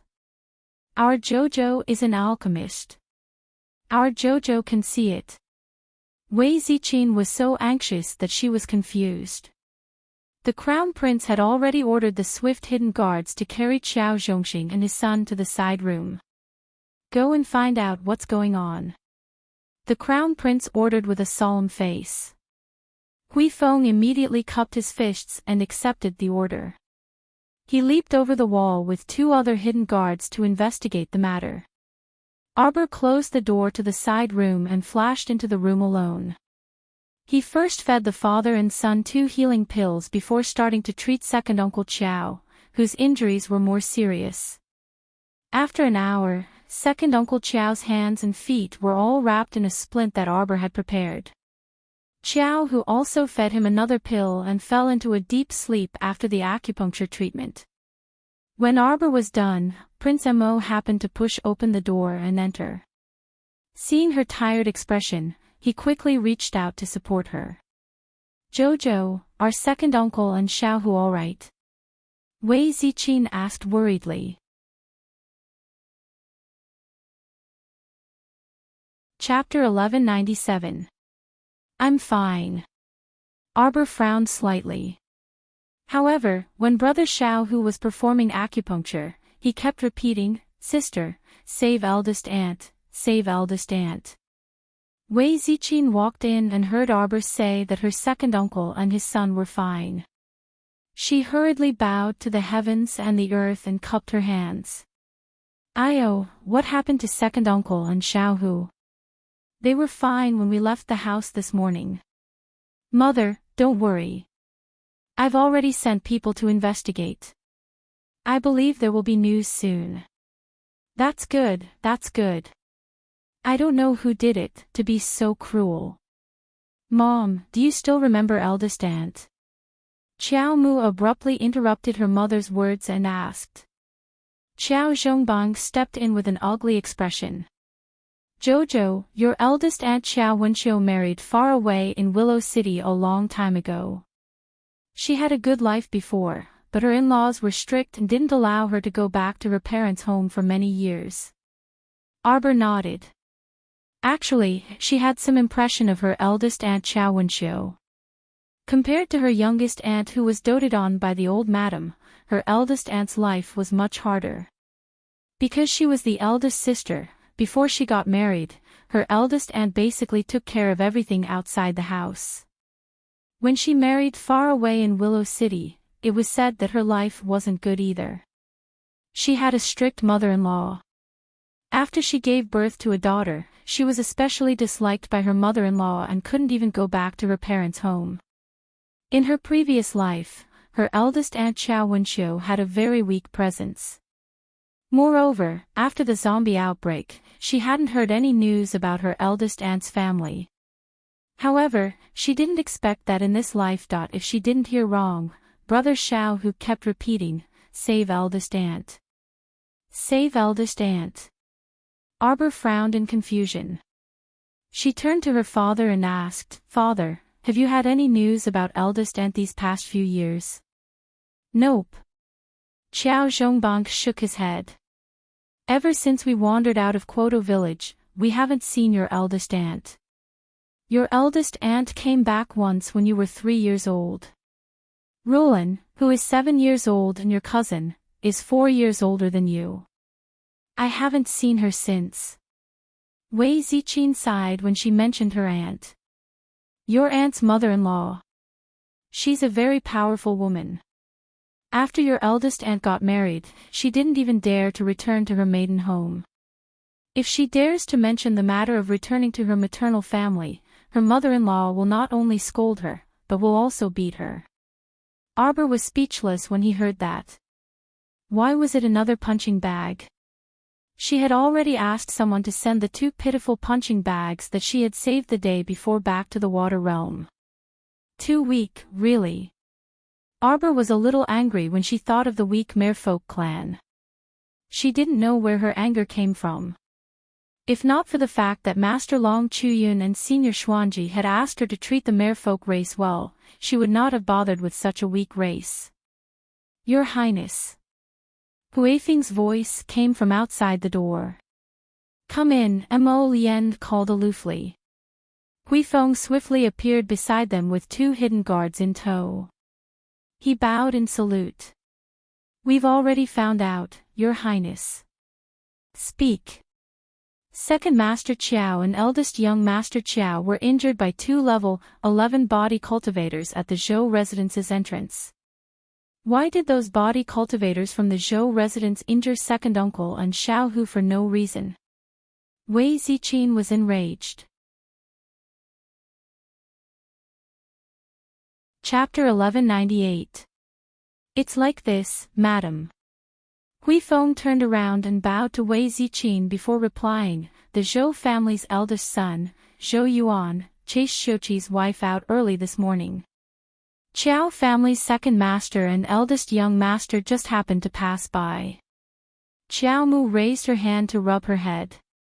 When Mo Lien saw this, she quickly walked to her wifey's side and gently rubbed her head.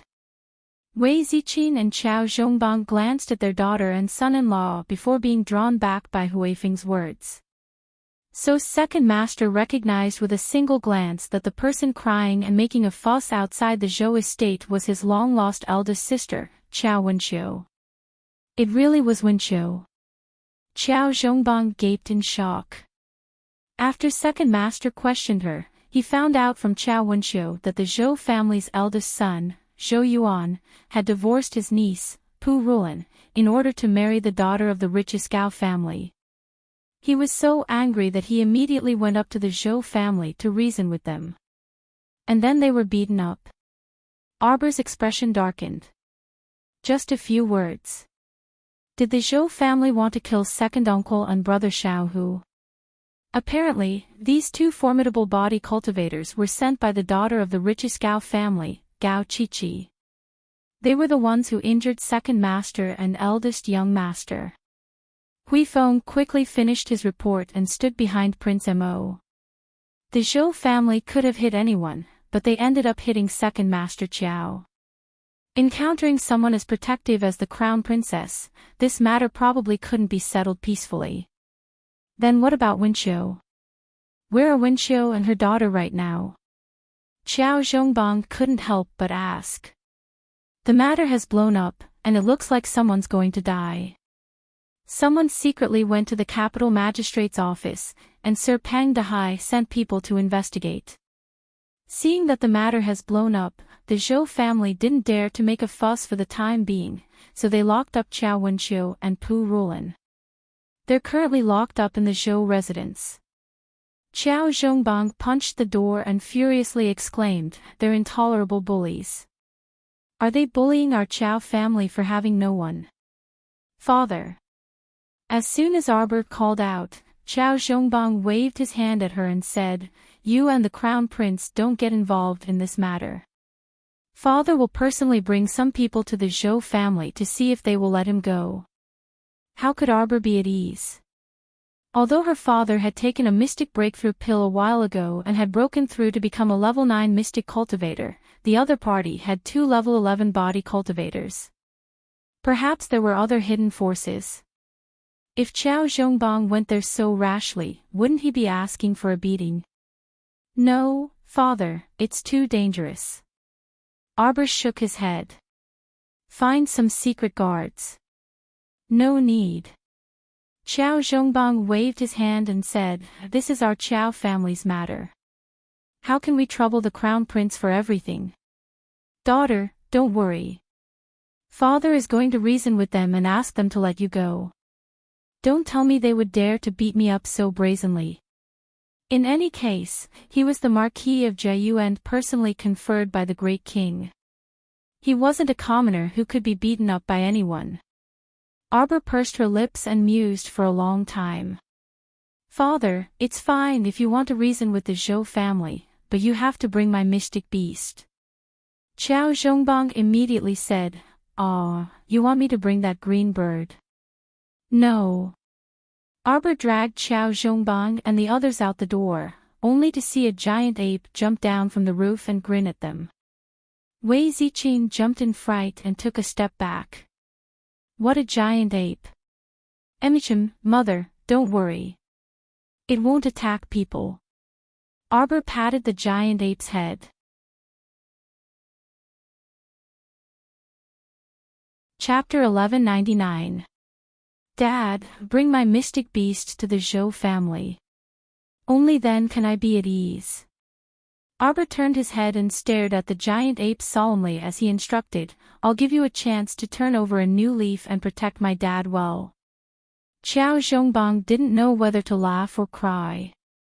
He stared at the giant ape and quickly said, if father brings such a big ape over, wouldn't the Zhou family think that father is here to fight when they see it? So be it. Arbor said coldly, those two body cultivators nearly crippled second uncle, so it's reasonable to have the large ape beat them back. When Xiao Zhongbang heard this, it seemed to make sense, so he nodded and said, all right. Then you don't need to worry about this matter. Dad will be back soon. Seeing her husband leave with this group of people, Wei Ziqin was a bit worried. That Zhou family is so unreasonable. I don't know if your dad can handle them. Don't worry, Mom. With the large ape following him, nothing will happen. She knew this ape's strength too well. Normally, when she chased after it and beat it up, it was always the other way around. Otherwise, she definitely couldn't even touch its fur. Wei Ziqin nodded slightly. Then that's good. Daughter, are you still going out? Yes. Arbor nodded. Second uncle and brother Xiao, whose injuries have more or less stabilized. They only need to take their daily medicine. When I come back in 4 days, they will be fine after I give them another acupuncture treatment. Seeing that she had already arranged everything, Wei Ziqin didn't say anything else and agreed. That night, Mo Lien and Arbor brought the 3 little radishes to the House of Treasures auction house. A maidservant with a long face exclaimed in confusion as she helped a frail and slender miss out of the carriage. What's wrong? Anne's hand that was holding up her skirt paused as she glanced at I think I saw His Highness the Crown Prince. It can't be, right? Why would His Highness come here to join in the fun? Then asked with a smile while shaking her head. The girl named laughed awkwardly. Maybe I saw wrongly. And then let's go in. I heard that this newly opened auction house will be auctioning off a high-grade life extension pill today. This time, I must obtain this life-prolonging pill at all costs. There were only 3 months left until the Empress Dowager's birthday. With this prolonging life pill, she would personally embroider 100 longevity painting, and everything would be complete. Yes. Nodded. When the two of them turned around, they bumped into someone. When they looked up, they were met with a pair of enchanting phoenix eyes. Couldn't help but open her mouth and let out a sound. What a dazzling beauty. She wore a purple dress that fluttered in the wind. Her neck was pink and her cheeks were jade-like. She seemed to be happy and angry at the same time. And was also slightly taken aback, feeling like she had seen this woman's pair of phoenix eyes before. Mississippi, a pretty maidservant with a round face holding a zither, walked to the beauty's side and glared at and Liwio. What are you looking at? How rude.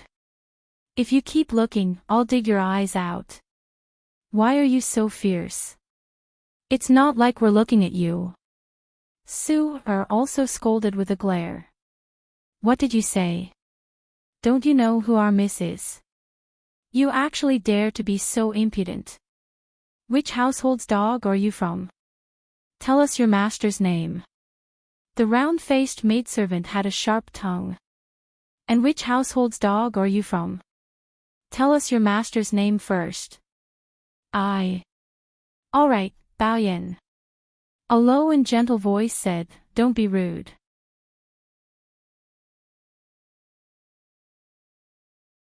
Chapter 1200. Yes, Mississippi. The young maidservant holding the zither looked up at the purple-clothed beauty with an odd reverence and inexplicable adoration in her gaze. Sue felt that the woman's gaze was a bit perverted, so she couldn't help but shudder. Judging from the two Misses' temperaments, you must be wealthy and respectable. This place is a jumble of good and bad people, so please be careful. The purple-clothed beauty gazed at them gently. Sue's small face reddened for no reason, and she said with a nod, "Thank you for the reminder, Mississippi. You are from the Mo Kingdom capital. I wonder which family's miss you are from. I don't seem to have seen you before." A trace of doubt flitted across Anne's eyes. It was no wonder that she was so curious. A beauty like this should have been known throughout the capital, and not unknown to the public. "Humph, our miss is Beijing Manor's young Madame Axayan. What are you two waiting for? Don't block the way. What are you asking about?" Las Baoyan harumphed. Beijing Manor. Anne was taken aback. Could it be the Beijing Manor in Tsuiwei Mountain's carefree valley? The purple-clothed beauty nodded as she slowly revealed an otherworldly smile. Even as a woman, Anne felt that this young lady was unbelievably beautiful. Perhaps her facial features were not as outstanding as that stoic-faced young crown princess's, but this woman's untainted and otherworldly temperament made people yearn for her. "So it turns out that you are Beijing Manor's young madam. Greetings," Anne said with a faint smile. The more friends you had, the more options you had. Whether it was the family of a royal court official or a pugilist, there was nothing wrong with getting to know more people. Humph, don't try to worm your way into being friends. Bao Yan stood in front of the purple-clothed beauty. You've said what you need to say and asked what you need to ask. Why are you still not leaving?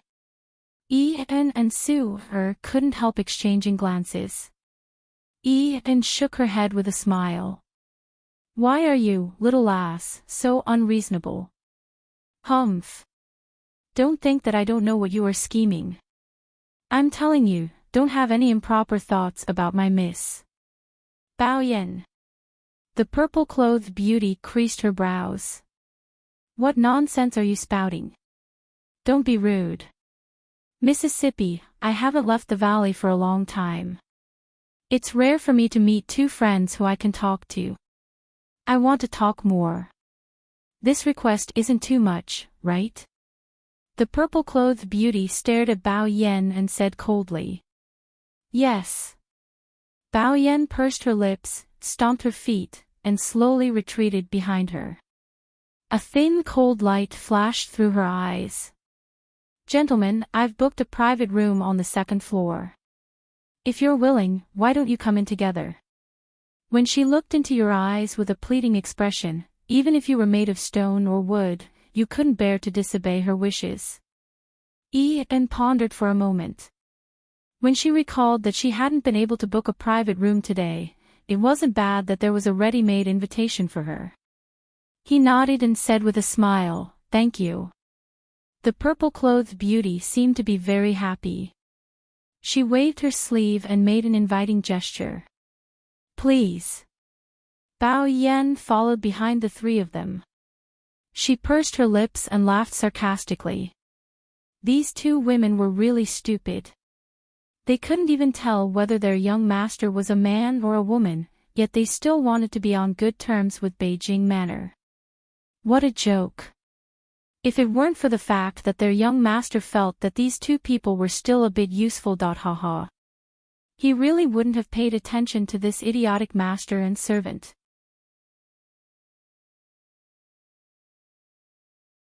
Chapter 1201. Since they planned to take a look at the House of Treasures auction house tonight, Mo Lien instructed someone to pay a fee and book a private room early in the morning. For the sake of keeping a low profile, they didn't use the best private room and found an ordinary one. Just as they moved into the private room and sat down, the door was kicked open forcefully. A fan opened with a swish, and a handsome face brimming with smiles suddenly peeked out from the side of the door. Mo Lien involuntarily rolled her eyes when she saw this. You guys are too much. You only cared about playing by yourself when you had something fun and didn't call us along. Duan Yu walked in huffing and puffing.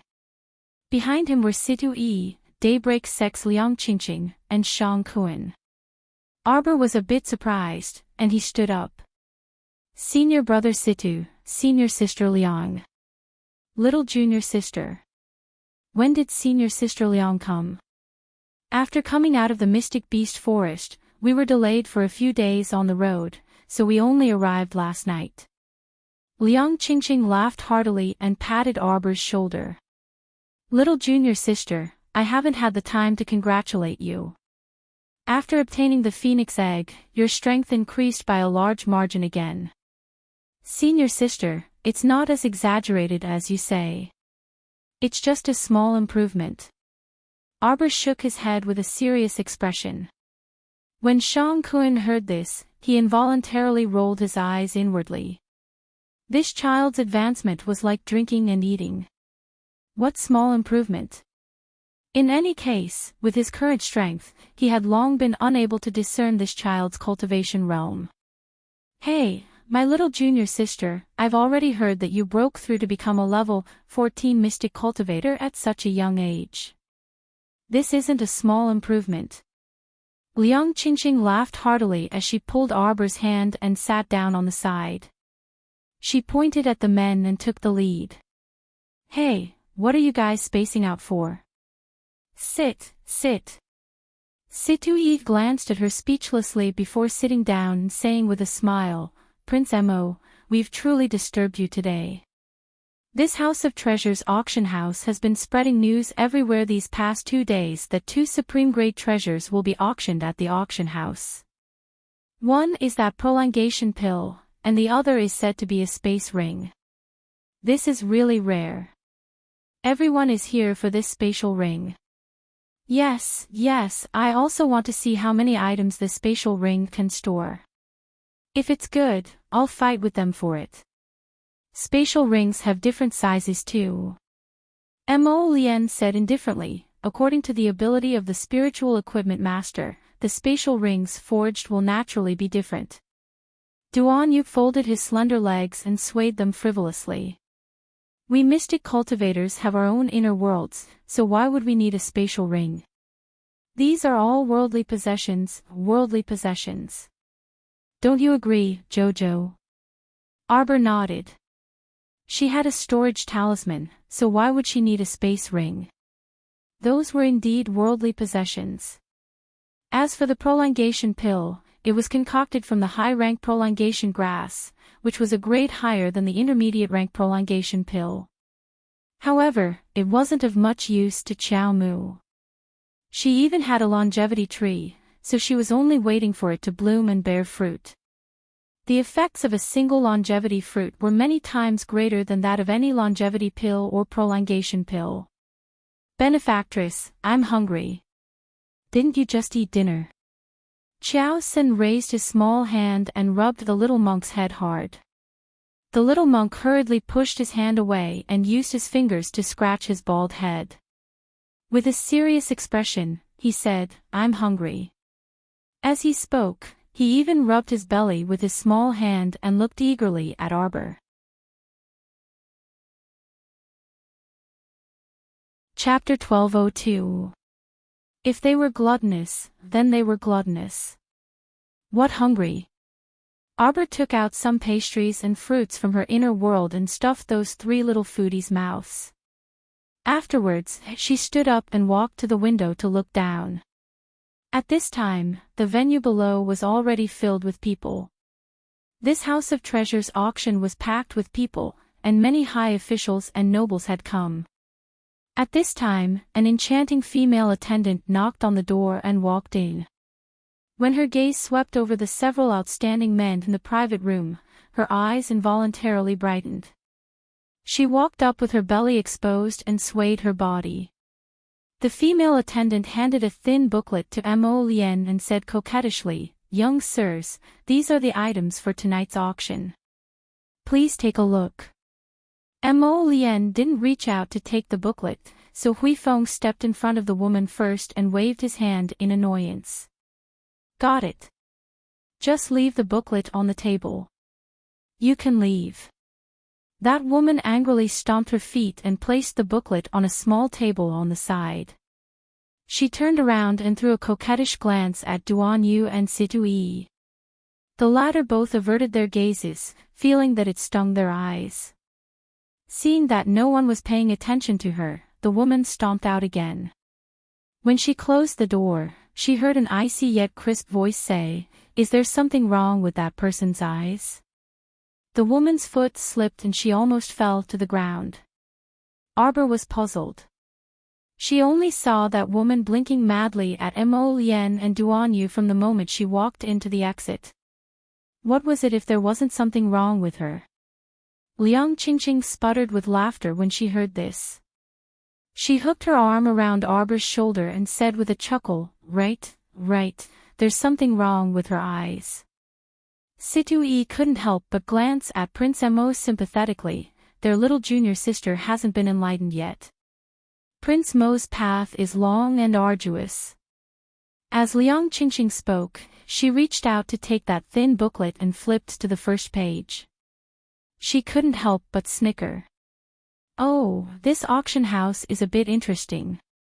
Look, it says here that the first auction item is an unexpected item. Heh, what could this unexpected item be? Could it be a phoenix egg?" "Ha ha ha." Liang Qingqing joked and couldn't help but laugh. If this house of treasures had a phoenix egg for auction, it wouldn't have caused such a commotion. Who knows how big of a fuss it will cause that the whole world will know. Duan Yu shook his head. Something unexpected. Arbor blinked and looked out the window. The auction hall instantly quieted down. A middle-aged auctioneer walked onto the stage with a chuckle, and a few strong men pushed an iron cage out. The iron cage was covered with a red cloth, temporarily blocking everyone's sight. The crowd below the stage began to clamor, each voice louder than the last. "It can't be some giant Xian beast, right? That's really not a common sight. Xian beasts and whatnot are of no use to ordinary people like us. Take off the red cloth. Take it off." The incessant jeering and shouting also attracted Duan Yu and Situ Yi's attention to the window as they looked down. What an auction house, they're making quite a big fuss. Could this first auction item really be some kind of Xian beast? Liang Qingqing asked with a wink. At this time, an enchanting girl walked onto the stage with a red card in hand. The card said, "The first auction item is an unexpected item." Everyone's curiosity was piqued, and they hurriedly shouted, "Let's start."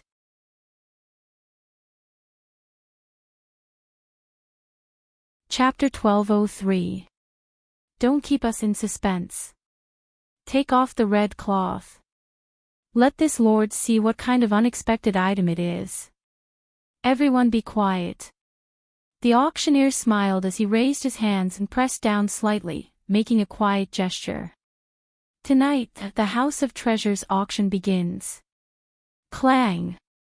After the gong sounded, the atmosphere in the hall was pushed to a boiling point. The first auction item, an unexpected item. The auctioneer maintained a mysterious smile and said, "Everyone can first guess what is inside the cage." "Stop guessing, hurry up and take off the red cloth." Not guessing, not guessing. I, your father, bid 100 cultivation coins." Before the auction started, someone had already bid, which immediately attracted many people's attention and was accompanied by roars of laughter. "You brat, aren't you afraid that the cage is filled with bird shit? When the time comes, you'll spend 100 cultivation coins to buy a piece of bird shit." Ha ha ha ha ha. Everyone roared with laughter. This lord will also accept bird shit. That person thickened his neck and roared, who asked this lord to be rich. Oh my, 100 cultivation coins and you're pretending to be a lord here. Then I'll bid 200. 200 cultivation coins. I'll let you call me father. Ha ha ha. All kinds of laughter filled the hall. The auctioneer pressed his hands down and maintained a mysterious smile as he said, "Everyone be quiet for a moment. I will explain the details of the first auction item. The starting price of the first auction item is 1,000 cultivation coins, every increment must be 100. There is no upper limit. We can begin now," the auctioneer said with a smile. "You're not going to take off the red cloth?" someone questioned. The auctioneer shook his head, not taking it off. It won't be too late to take off the red cloth after someone bids. Everyone. Why did it feel so unreliable? If they didn't take off the red cloth, who would know what was inside? What if it was really like what others said, that there was bird shit inside, then wouldn't the cultivation coins be wasted? In a moment, the originally noisy atmosphere in the hall quieted down. 1,000 cultivation coins was not a small amount. 1,000 cultivation coins could buy a lot of food. They still had to consider it. At this time, a fat-bellied landlord raised his hand. 1,000 cultivation coins, I request to see what is under the red cloth now. Tyrant. Everyone shifted their gaze to the landlord, their faces full of worship. That person immediately stuck out his fat belly and waved his hand with a smile. Now you can take off the red cloth. He was just curious about what was under the red cloth. Of course. The auctioneer immediately nodded. His finger slid, and the two brawny men standing beside the iron cage immediately understood and lifted the red cloth. Wow! Everyone was in an uproar. There wasn't any giant Xian beast in the cage. There was only a naked woman curled up into a ball. After the uproar, everyone looked disappointed. Sure enough, this unexpected item was just a gimmick used to cheat money. How could a woman with a frail figure be worth 1,000 cultivation coins? But the landlord was smiling and nodding repeatedly. Good, good, not bad, not bad. Although the woman was curled up, he could see that her skin was smooth and her small face was pretty good looking. This 1,000 cultivation coins was worth it, he could just treat it as getting himself a concubine. The landlord laughed, expecting that no one would fight over a female slave with him. He sat there complacently, thinking that the first auction item was his.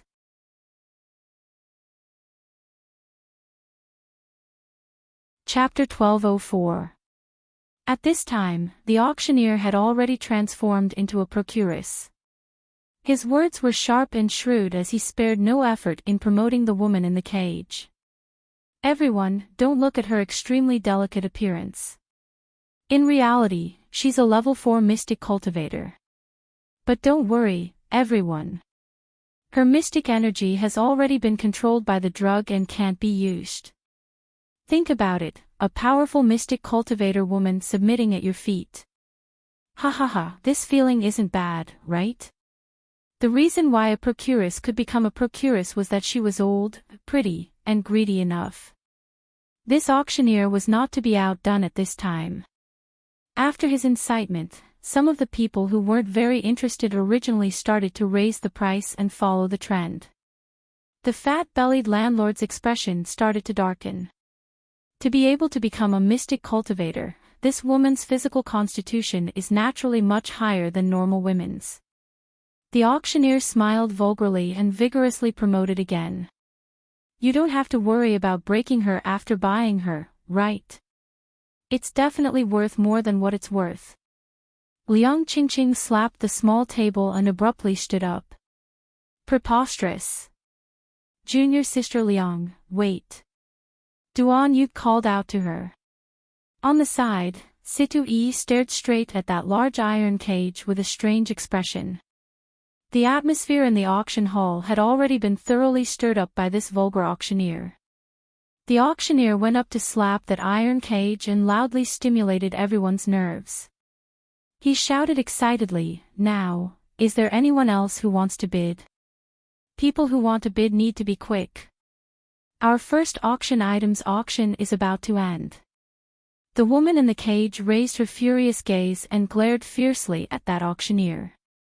Her gaze that resembled a wolf cub didn't have any power and even strangely carried a hint of flirtatiousness, causing the beasts in the hall to howl and drool as they continuously raised the price. "Hey, I want this little beauty. I'll bid 2,000 mystic currency. I'll bid 3,000, 3,500.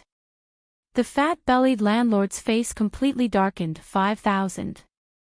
Situe suddenly walked to the window and made a bid. Everyone in the room shifted their gazes to him one after another, their eyes filled with disbelief. "Oh my, room number 8 bid 5,000. Is there anyone who bids higher than room number 8? If there isn't, then it's a deal." The shining 5,000 cultivation coins were about to be in his hands, and he could get quite a bit of commission from it. The auctioneer was grinning from ear to ear. 5,000 going once, 5,000, 6,000. The fat-bellied landlord angrily roared. Originally, he could have bought the concubine for 1,000, but now the price had increased to 6,000. He was really angry. 10,000. Situe coldly reported a number. Everyone in the private room looked at him with a strange expression. This Situe shouldn't have done this. Cough, cough, cough. Duanyu coughed lightly and asked, "Situe, are you lacking women?" Situe glanced at him and said coldly with a frown, "She's Junior Marshal Sister Lu. Little Junior Sister should recognize him." Everyone turned to look at Arbor. Arbor nodded in agreement. Come to think of it, Lu Yexin had fought with her when she was 7 years old. Oh no, she had beaten her up. It was at Kwoto Village's gathering square. Emichim, she had ruthlessly beaten her up. Arbor had already forgotten that she had beaten Lu Yexin up more than once. She had even beaten her up a second time at the inn. Strange, how did Lu Yexin end up in this state? Chapter 1205. Situe sighed and said, "Little Junior Sister, do you still remember Qinghe Town?" Arbor nodded. Of course she remembered. That was where she first met the 7 fairies of the Holy Water sect. When she thought of this, her eyes dimmed a bit. Mo Lien reached out to hold her small hand to comfort her. She looked up at Situe and asked, "Is it related to this matter?" "It's related." Situe nodded. "That time, because of Junior Sister Lu's willfulness, we lost Senior Brother Wang. After we returned to the sect, all the brothers couldn't forgive her. So Junior Sister Lu left the sect and went out to train by herself." Situe sighed again. "After that, we never saw her again. Then this time, they actually met here." This truly surprised Situe. Arbor was in the know, and she also remembered Senior Brother Wang's matter. Senior Marshal Brother Wang had promised her that he would stay in Qinghe Town by himself after dealing with the matters in the town. After they left, Senior Brother Wang probably chose to commit suicide by himself. No wonder everyone in the Heavenly Tao sect was unwilling to forgive Lu Yexin. They all blamed her. Because of her willfulness and mistakes, Senior Brother Wang was scratched by zombies and had no choice but to commit suicide. How could they forgive her? At the mention of Qinghe Town, Shang Kun also felt lingering fear. They had sacrificed too many teammates in that operation, and many of them didn't make it back from Qinghe Town. Although their gains in the end weren't bad, they still felt uncomfortable every time they thought of such a great sacrifice. After that operation in Qinghe Town, Lu Yexin left the Heavenly Tao sect and went out to train until now. Arbor couldn't help but be astonished. She didn't expect such a delicate little girl like Lu Yexin to have the courage to carry a bundle and leave the sect at that time. Without the sect's protection, she was only a minor level 2 mystic cultivator back then. Going out to train really wasn't enough. In that case, she had left the Heavenly Tao sect for about 7 to 8 years. That auctioneer said she was now a level 4 mystic cultivator, so it could be seen that her constitution wasn't that great. No matter what, she's been offended all these years. It's enough to make up for the mistakes she made in the past. Situ Yi calmly muttered, she is a disciple of my Heavenly Tao sect. I must save her. Senior brother Situ is right, Liang Qingqing said with a nod. This group of people actually dared to treat mystic cultivator women as playthings and auction them off for entertainment. It's inexcusable. After Situ Yi quoted the price of 10,000 cultivation coins, the fat-bellied landlord stopped. Everyone in the auction house looked at each other, as if they did not expect that this girl could be auctioned for the sky-high price of 10,000 cultivation coins. One must know that in this auction house, the prices were based on high-grade profound coins. 10,000 mystic coins were equivalent to 10 pieces of high-grade magnetite. Back then, the beautifying pill that Arbor had tampered with was auctioned for 103 pieces of high-grade magnetite.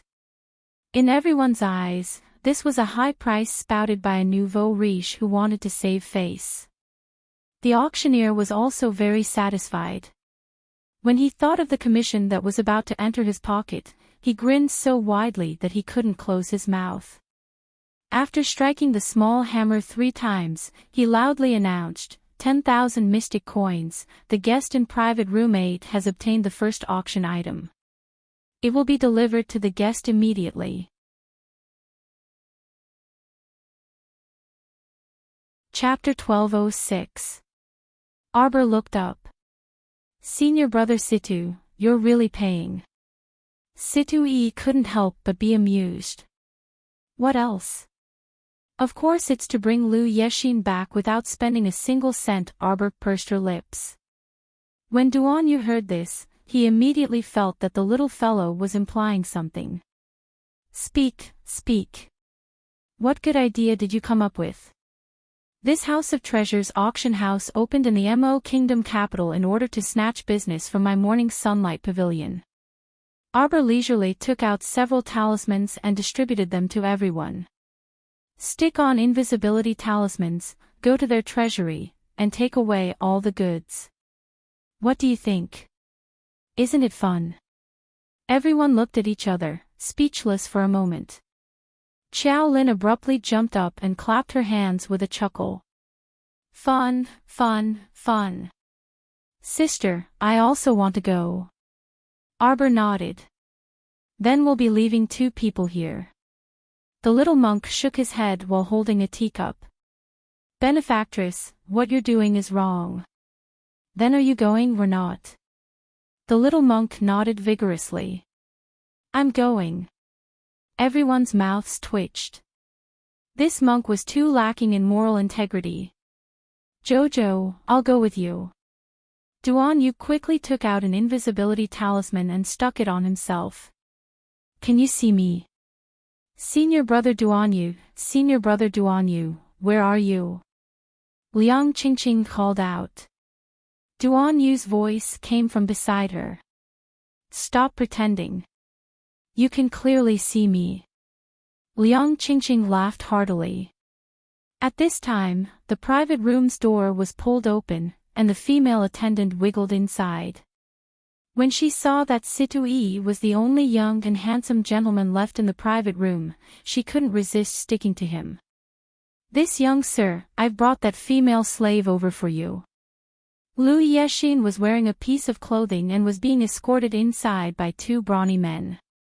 She was struggling non-stop, and her beautiful eyes angrily glared forward. When they suddenly landed on Situ Yi, she couldn't help but be startled. Those 2 brawny men impatiently pushed her into the private room and politely cupped their hands at everyone before swiftly retreating. The enchanting female attendant still wanted to tease Situ Yi, but after being swept by Situ Yi's gaze, she couldn't help but purse her lips and walk out with a twist of her body. When she stepped out of the door, she was slightly stunned and turned her head to look around. When the door closed behind her, the waitress thought that she was overthinking things. She cursed Situ Yi for being unromantic and walked away with a twist of her body. Outside the door, Arbor, Mo Lien, Duan Yu, and the three little radishes stood in a row. Unfortunately, they were covered in invisibility talismans, so mystic cultivators level 14 and below could not see them. Just now, Xiao Mu had already asked Mo Lien to use her divine perception to sense the crowd. In this auction house, there wasn't a single person whose cultivation was higher than level 14, so that at this moment, they were simply strutting around the House of Treasures. As long as they avoided bumping into other people when they brushed past them, no one would notice them. Arbor waved at everyone, and they swiftly went up to the third floor. The two brawny dark-faced men guarding the staircase looked straight ahead and puffed out their chests with their heads held high. When our dear Qiao Sen walked past them, he even shook his little butt at them and made a face. Two big idiots. Everyone snickered inwardly. They walked up the stairs so ostentatiously, but the two idiots didn't see them.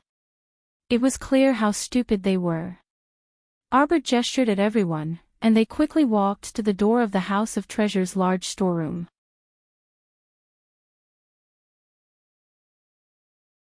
Chapter 1207. Two valiant and spirited guards were also standing at the entrance to the storeroom.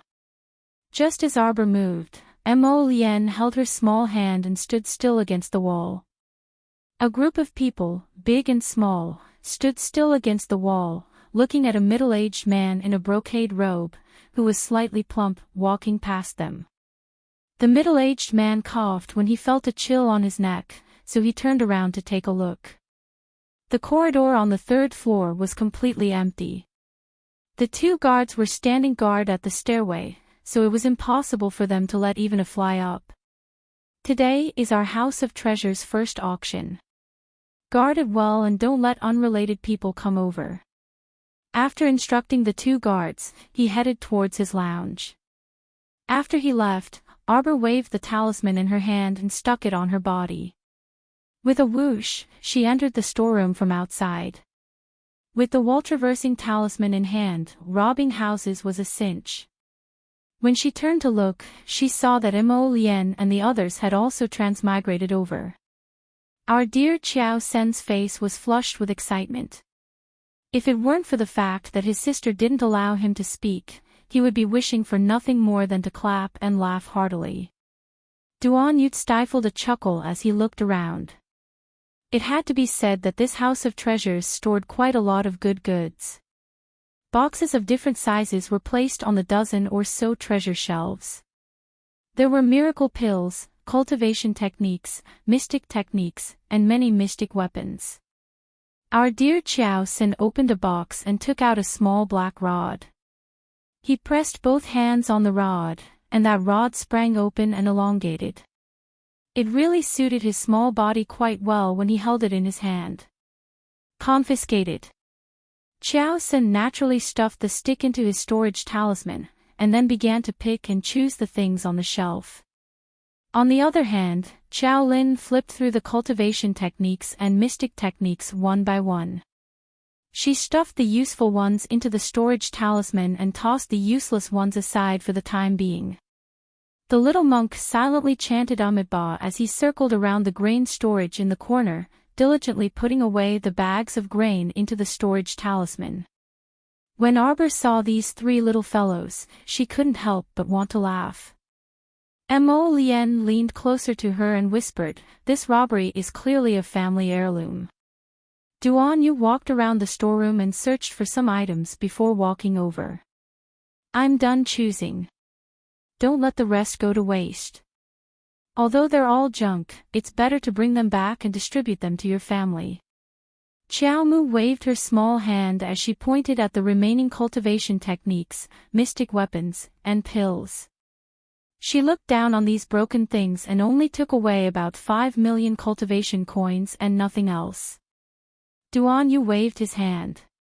The Duan family is rich and doesn't need these things. Take them all. TSK, he couldn't be bothered to bring anything back for the Duan clan. Those fools from the Duan clan weren't even worthy of scrap metal. Arbor knew that he had a grudge with the Duan family, so he glanced at him and didn't say anything. He pulled Mo Lian's hand and said, "Take these away." Anyway, there were many people in the Hidden Night Pavilion, so they wouldn't complain about having too many things. Mo Lian nodded and took out a new storage talisman to clean up the remaining items. He only picked some slightly rare forging materials and didn't take anything else. Arbor tilted her small head and seemed to have thought of something. She took out a brocade pouch from her inner world and handed it to Mo Lian. "Lian, this is for you." I snatched it from Sikong Fuling. Mo Lian's hand paused as she took the brocade pouch, and the corner of her mouth imperceptibly twitched as she asked, "You really know Sikong Fuling?" Chapter 1208. When Arbor heard the hidden meaning in his words, she couldn't help but blink. I know her. This treasure is something that I snatched from Sikong Fuling. She was furious at the time. She wanted nothing more than to tear me apart. Right now, they were enemies. Duan Yu looked at Arbor exasperatedly. You robbed her, so of course she was angry. Arbor puffed up her cheeks. It's useless for her to have it. Lian, take a look and see if it's useful. It was only then that Mo Lian looked down at the item inside the bag, and her phoenix eyes brightened. Glacial star sand. Emichim. It's useful, right?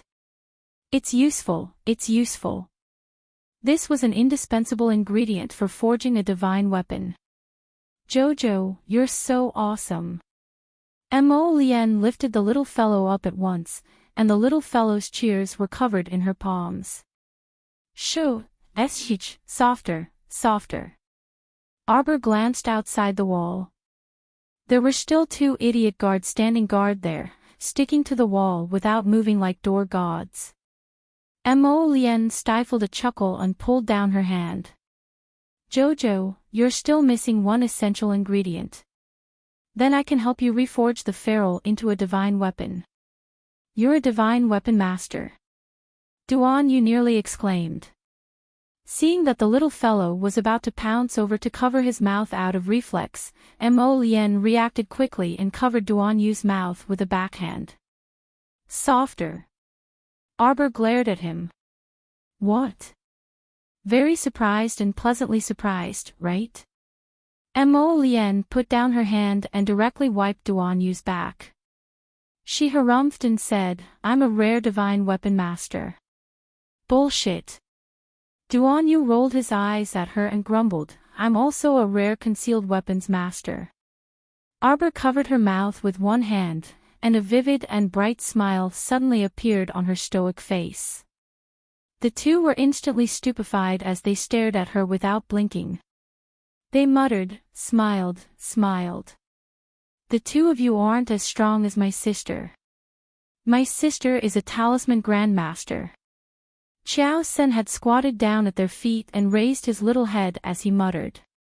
Yes.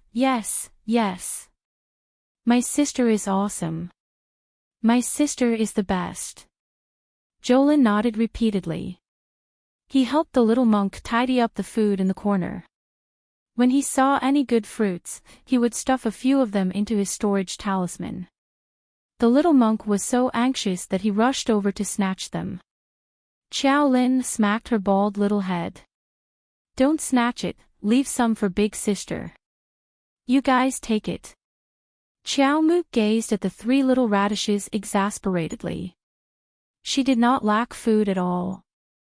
When Little Tree woke up, the food on Paradise Planet would be enough for her to eat for 10 lifetimes. Sister, here's a strange little box. I don't know what it's for. Jolin threw a box the size of a fist to Arbor. When Xiao Mu opened it, she saw that it was an unknown small seed. This. I've never seen it either. This should be a tree seed. Duanyou glanced at it and said, it's probably useless, so throw it away. Emichim, it probably isn't anything good since it was thrown in the corner. Jolin nodded and pulled the little monk over. It's all tidied up. Then let's go back to the private room.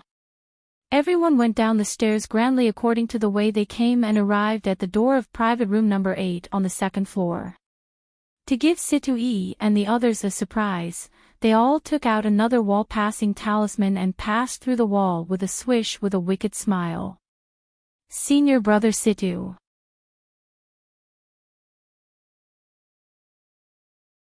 Chapter 1209. Situ-Yi was sitting on a cushioned bench, chatting with Lu Yexin, who had calmed down. He was suddenly interrupted by the little fellow's crisp voice. He hurriedly looked up and smiled at the people who had appeared. You're back. Senior Brother Situ, this is for you. Arbor tossed him a storage talisman, then gave Liang Qingqing one. Seeing that Shang Kuan was staring at her, she felt a little embarrassed and reluctantly gave him one too. Ha, thank you, little junior sister. Shang Kuan was so happy he almost flew up. Little junior sister was actually quite a nice person after spending some time with her. She was just a little cold on the outside. Wow, so many pills.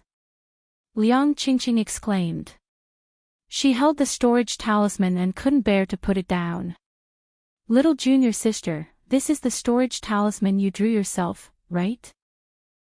Situ-Yi didn't know whether to laugh or cry as he put away the storage talisman. He looked at Arbor jokingly and said, Junior sister, this isn't hush money, right? Arbor nodded very seriously. It was hush money. Later, when the people from the House of Treasures realized that their storage room had been emptied, they would definitely make a fuss. Let's stuff their mouths with hush money. Situ-Yi couldn't help but laugh. Liang Qingqing also laughed out loud. She pounced on Arbor and rubbed her. Little junior sister, you're too cute. Mo Lien hurriedly pulled Xiao Mu to her side. I won't let you touch her. Lu Yexin sat quietly at the side. Her eyes moved slightly as she looked at Arbor, then lowered again. Hey, Arbor called out to Lu Yexin. Lu Yexin looked up and nodded calmly at Arbor. Little junior sister. Arbor suddenly didn't feel like scolding her anymore. She pulled her up. Go change your clothes. There was a small room at the side. Arbor pushed her in and closed the door. She took out a set of clothes from her inner world and threw it to her. Change. Lu Yexin silently accepted the order.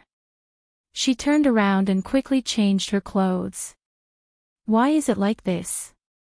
When I was training, I accidentally fell into an ambush. Lu Yexin lowered her head and said softly. Xiao Mu rolled her eyes at the sky. She strode to her side and poked her forehead with her finger.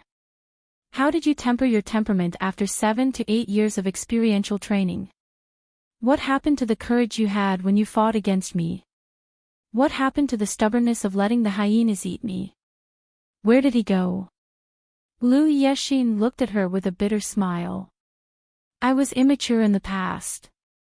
I've never seen someone as stupid as you.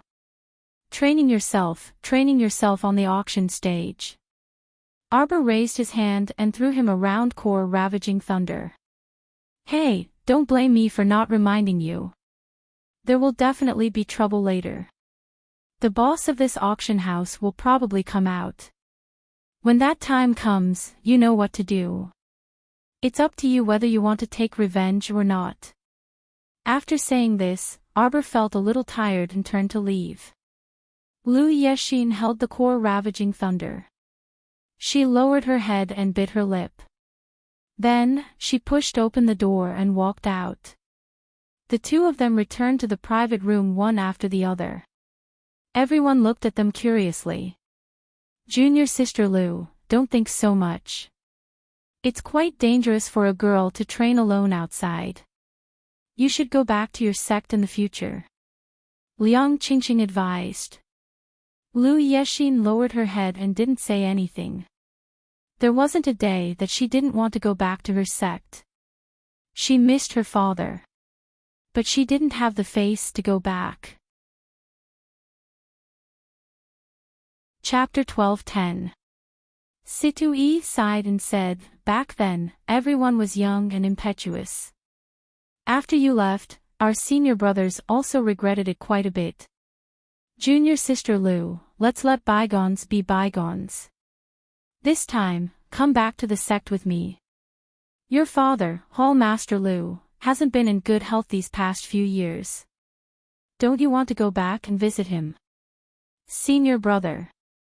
Lu Yexin looked up abruptly. Situ-yi raised his hand and patted her shoulder. All right, it's decided then. Liang Qingqing said with a smile, that's right. We're all senior brothers of the same sect, so what can't we talk about openly? Junior sister Lou, if you want to gain experience, there will be plenty of opportunities when the sect goes out for training in the future. Thank you, senior sister Liang. Lu Yexin nodded and looked at Situ-yi. Senior brother Situ, I'll listen to you. Emichim, Situ-yi smiled and turned to look at Arbor. Little junior sister, you didn't know when you were gone. This auction house consecutively auctioned off quite a few decent pills. The next auction item is that prolongation pill. Prolongation pills are indeed good stuff. They're also useful for us cultivators.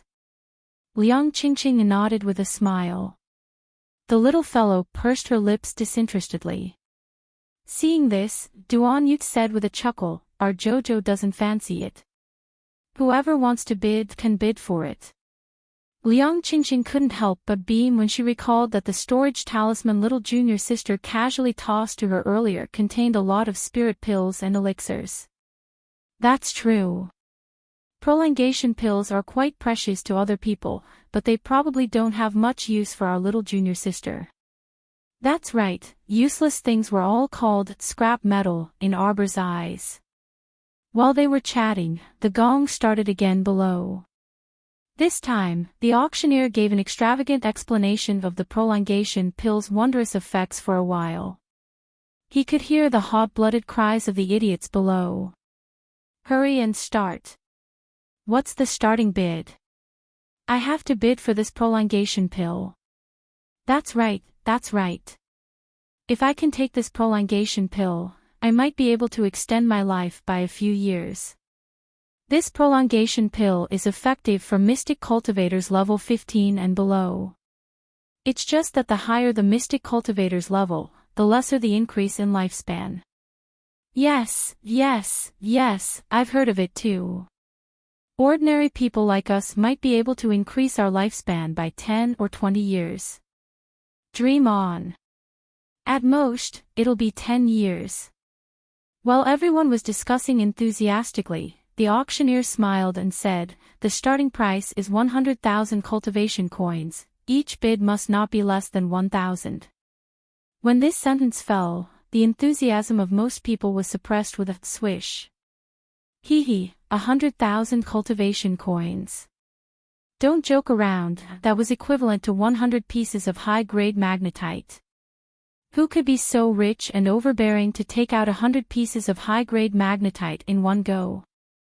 Only those large aristocratic families or nobles would have that kind of boldness. It was better for them to just sit back and enjoy the show. As for the life-prolonging pill, it was better not to think about it. TSK, it's quite expensive. Liang Qingqing clicked her tongue and said, it can't be that it won't be sold, right? I think not everyone can afford this price.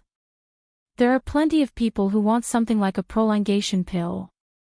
Don't worry, it won't be sold, Situ-yi said with a faint chuckle. Sure enough, the moment he said that, a woman's voice sounded from the other end. 100,000. 101,000.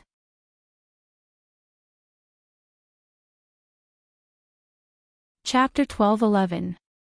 Once Arbor called out, everyone inside the private room turned to look at her in unison. Knock, knock. Hui Feng opened the door and entered, stepping to the side to let in several attendants who were bringing tea. This time, it was finally not that woman who was blinking her eyes until they were spasming. The two male attendants very courteously served tea to everyone, and after inadvertently glancing at Mo Lien and the others, they quickly retreated out of the room. 105,000, 105,000. Right now, the person from private room number 9 is bidding 105,000, 106,000. Arbor leisurely took out a talisman from her sleeve and slapped it onto Huifeng's hand. This is your share. Everyone's mouths twitched. Mo Lien was exasperated. The crown princess is giving you hush money. Take it. Hui Feng was grinning from ear to ear as he repeatedly said, "Thank you, crown princess."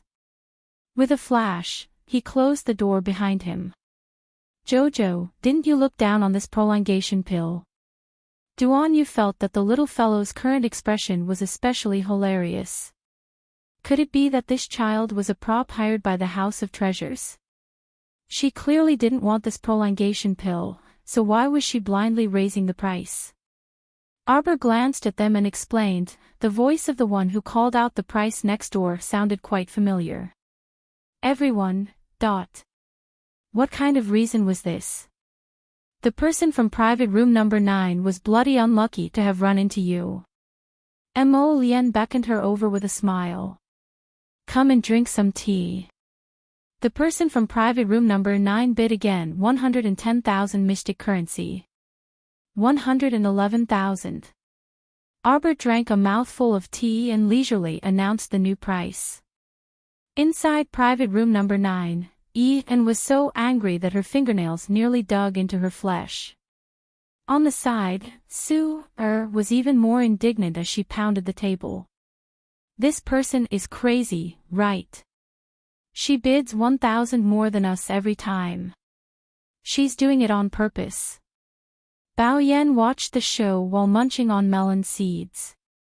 She couldn't help but grin. I think the House of Treasures must have asked them to do this on purpose to raise the price. The purple-clothed woman blinked her watery eyes and nodded. She said softly, "Yes, I think so too. Miss, why don't you temporarily not buy this life-prolonging pill?" No. Commandery Princess and shook her head solemnly. She was determined to obtain this life-prolonging pill. No one could snatch it from her. You don't know how to appreciate my kindness. Bao Yan pursed her lips and said, "Miss, let her be. Some people seem to be stubborn." 120,000. Commandery Princess bid. In less than a second, the voice of 121,000 came from the private room next to him. Was so infuriated that she abruptly stood up, opened the door, and walked towards the door of room 8 next door. However, before he could take 2 steps, he was stopped by the waiter.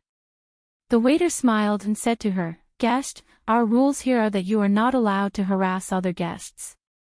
What a joke! If the customers could discuss and solve the problem, then why would they open their doors for business? Why would they auction? Commandery Princess clenched her fists.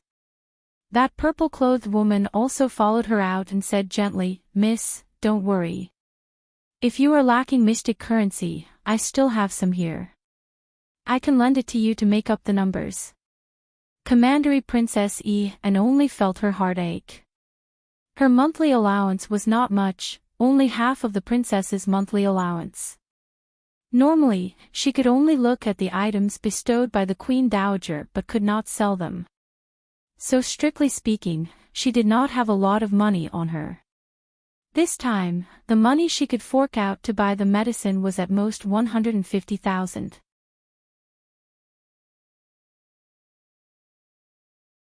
Chapter 12:12. Moreover, she couldn't possibly throw away all of her money for a prolongation pill. She still had to make ends meet. "It's fine, Mississippi," the purple-clothed woman smiled at her and said, "I still have 30,000 mystic currency here. If you don't have enough, you can use it to make up the number." Commandery Princess and nodded at the purple-clothed woman and thanked her gratefully. Afterwards, she returned to her private room and didn't raise the price by a large margin. Instead, she raised it by 1,000.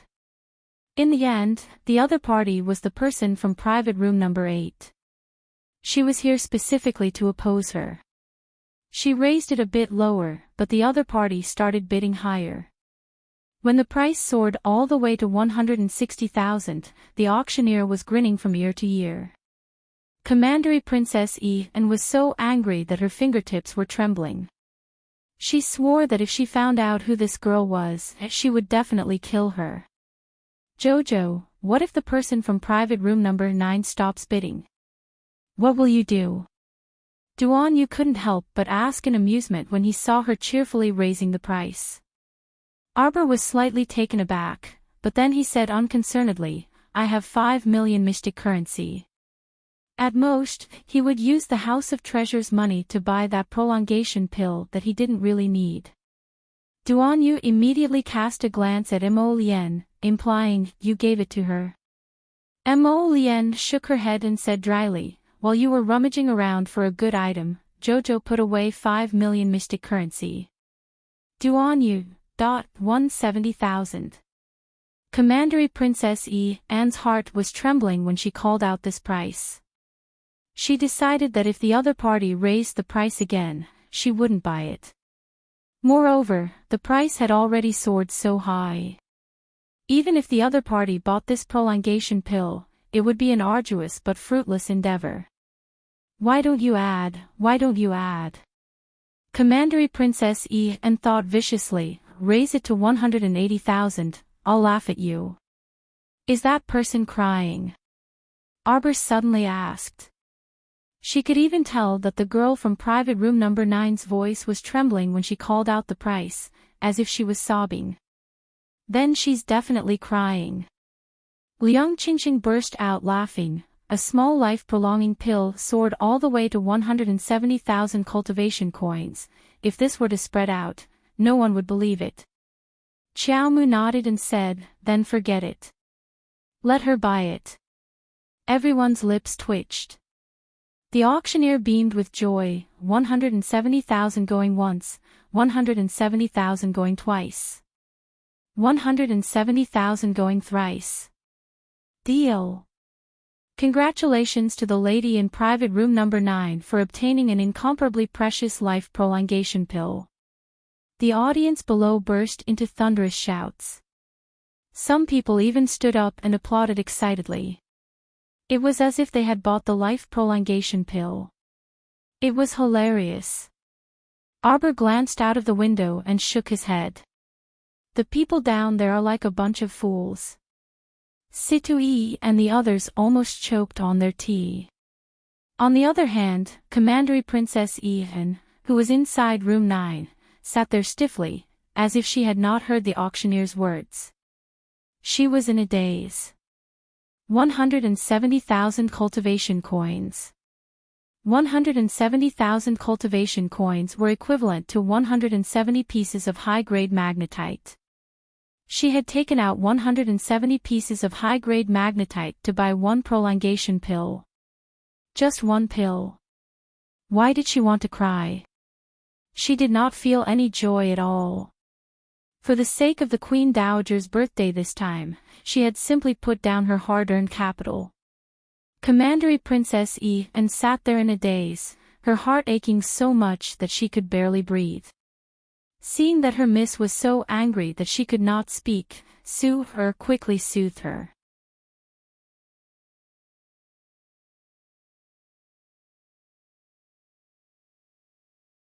Chapter 12:13. The purple-clothed woman lowered her head, and her mouth twitched imperceptibly. This was quite a scam. Anyone who had spent 170,000 cultivation coins to buy a life-prolonging pill would probably feel the heartache of having to die.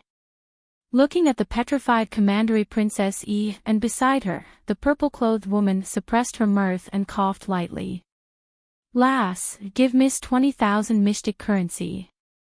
Bao Yan reluctantly took out a large bag of mystic currency from her sleeve and stuffed it into Commandery Princess E, Anne's hands. Commandery Princess E, and might even feel the pain of breathing. She stared blankly at the bag of 20,000 mystic currency in her hand, feeling that it was very heavy. She had brought a total of 150,000 mystic currency with her when she came out this time. Not only did she spend it all at once, she even borrowed 20,000 mystic currency. She simply wanted to cry but had no tears. Especially when there were knocks on the door, and the auction house's manager, who had a genial smile, personally ran over to deliver the pill to her and even sweet-talked her. She really wanted to yell at that fatty, "I'm not buying it. I don't want to buy it. I'm regretting it, okay?" But it was clear that that fatty was also a shrewd person. He had 2 burly level 10 body cultivators behind him to prevent customers from reneging on their bids. If she said that she wasn't buying it now, it would probably be even more humiliating. If the palace were to spread the rumor that Commandery Princess E and had bid for a prolongation pill for the Queen Dowager but couldn't afford it, would she still want her face? Would she still want to keep her dignity in front of the Queen Dowager? Honorable guest. The smile on the fatty's face faded a little and turned into a look of suspicion. It couldn't be another customer who had bid but couldn't afford to pay, right? Okay. Commandery Princess E, Anne's voice was hoarse as she shakily took out a large bag of mystic currency from her inner world. She handed it to the fatty along with the bag of 20,000 mystic currency that Bao Yan had given her. The fatty nodded with a chuckle.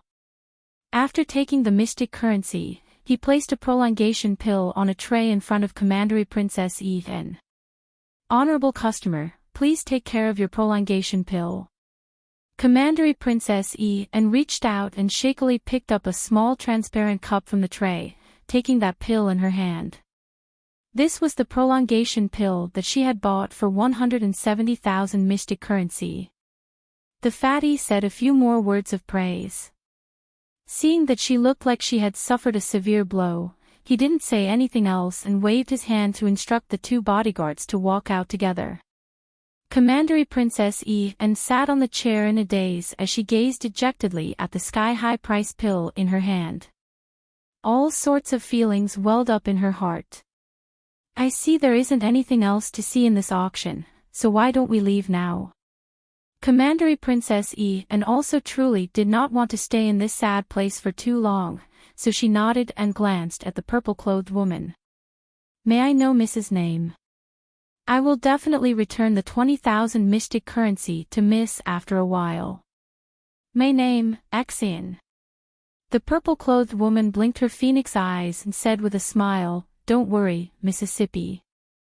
It won't be too late to return it to me when you're more relaxed.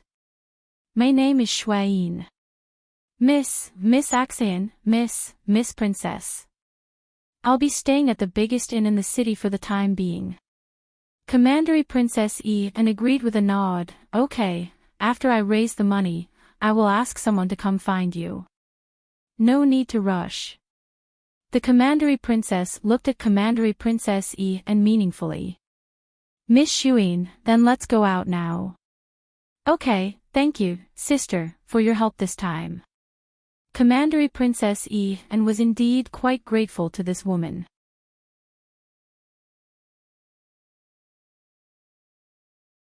Chapter 12-14. She had become a pitiful pauper overnight. Commandery Princess E and took a deep breath and put away that precious pill before forcing a smile at the purple-clothed woman. Just as the 2 people stepped out of the private room one after the other, they heard a furious bellow. "Close the door. No one is allowed to leave this place." The people chatting and drinking tea in private room number 8 exchanged glances with each other. "It's here." The show is here. The auction item was pushed off the auction stage.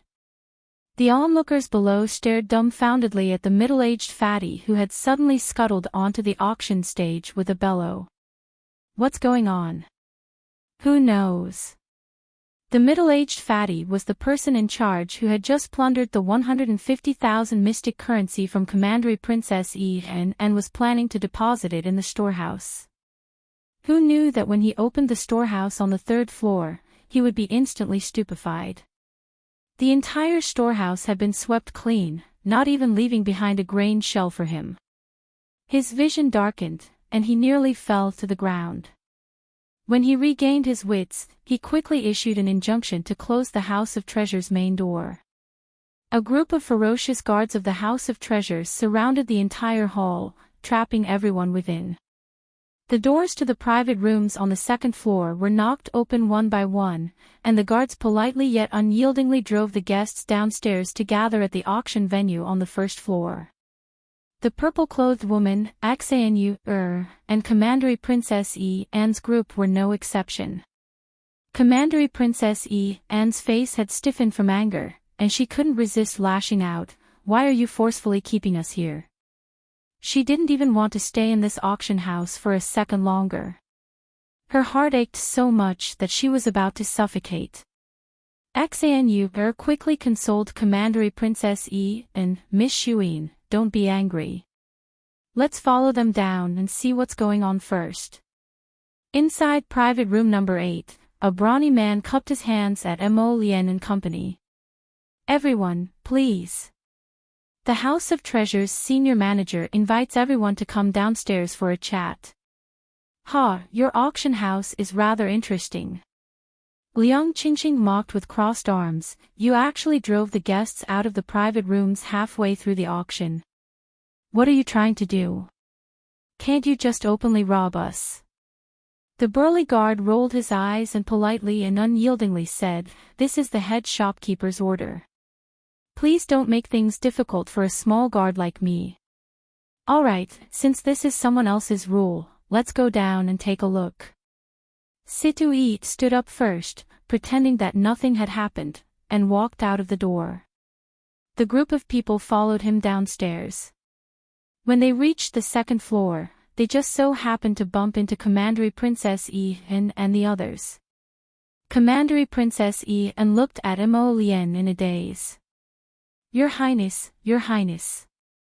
Previously, when Su was at the entrance of the House of Treasures, she said that she seemed to have seen His Highness' figure. She didn't expect His Highness to really come. Duan Yu was originally walking with a grin on his face, but when his gaze landed on Bao Yan, who had shrunk back, his peach blossom eyes involuntarily narrowed. He pointed his folding fan at Bao Yan and questioned, "Why are you here? Where's your young master?" Bao Yan shrank towards the purple-clothed woman, Axanu. Axanu stretched out her arm to block Bao Yan's path.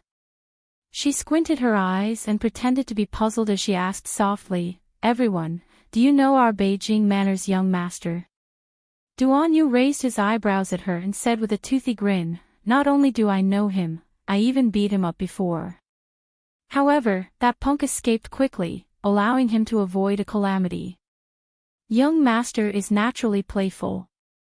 If he has offended you in any way, please forgive him. My crown prince consort is a firecracker.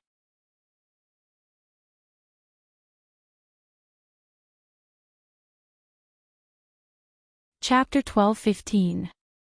The purple-clothed woman quickly curtsied in a very standard manner. Every grievance had its perpetrator and every debt its debtor. They were looking for Beijing Manor's young master, so they couldn't be bothered to make things difficult for a frail woman. Duan Yu merely glanced at her before retracting his gaze and walking downstairs with Situ and company. And originally wanted to say a few more words to Mo Lien, but when she saw that he didn't even glance in her direction, she could only stand resentfully on the side and watch as the crown prince walked past her while holding his wifey's hand. She seemed to have thought of something, and her expression suddenly changed. Wait. Seeing that the Crown Prince and company were ignoring her, Commandery Princess and quickly caught up and shouted, "Crown Princess, just now, was it you? Was it you who bid?" She had clearly seen the Crown Prince Consort's group walk out of private room number 8 just now. Fuck, the Crown Princess was the woman who had tricked her. The young Crown Princess turned to look at in bewilderment. "What are you talking about? Stop pretending." Was about to explode from anger. How could there be such a pretentious person in this world? If the Crown Princess had said earlier that she wanted to bid for the prolongation pill, I wouldn't have dared to compete with you. But you didn't say. How would I know? Arbor stuck out a small hand to stop her chattering. Oh, it was you who wanted to bid for the prolongation pill. No wonder your voice sounded so familiar. Did I freaking run into 18 lifetimes of bloody misfortune? This crazy Crown Princess, could it be that she found her voice familiar, so she started bidding along with her? Mo Lien smiled faintly as he led his young Crown Princess downstairs. They didn't gather at the venue but headed straight for the tightly shut main entrance. Several guards from the House of Treasures who were going downstairs with them quickly stopped them and said sternly, "Everyone, you cannot go out right now. Our House of Treasures has been burgled, and the senior manager is currently searching for the thief, so..." Ridiculous. Hui Feng took a step forward and shouted angrily, "What kind of status does our His Highness have? Why would he fancy the few pieces of scrap metal from your House of Treasures? Get out of the way. Be careful, swords have no eyes." Crown Prince Mo stood on the side while holding his young Crown Prince Consort's hand, both of them simultaneously put on an aloof face. Just like that, he looked at the guards of the House of Treasures with an indifferent expression. In fact, this expression of indifference was quite useful. When you don't want to reveal your inner thoughts, when you want to act pretentious and unfathomable, you can use a faint smile to cover it up. Situi silently lowered his head as he watched from the side, the corners of his mouth twitching slightly. Needless to say, the Crown Prince had just accompanied his wife to go to someone's storeroom and looted everything. This wasn't absurd at all.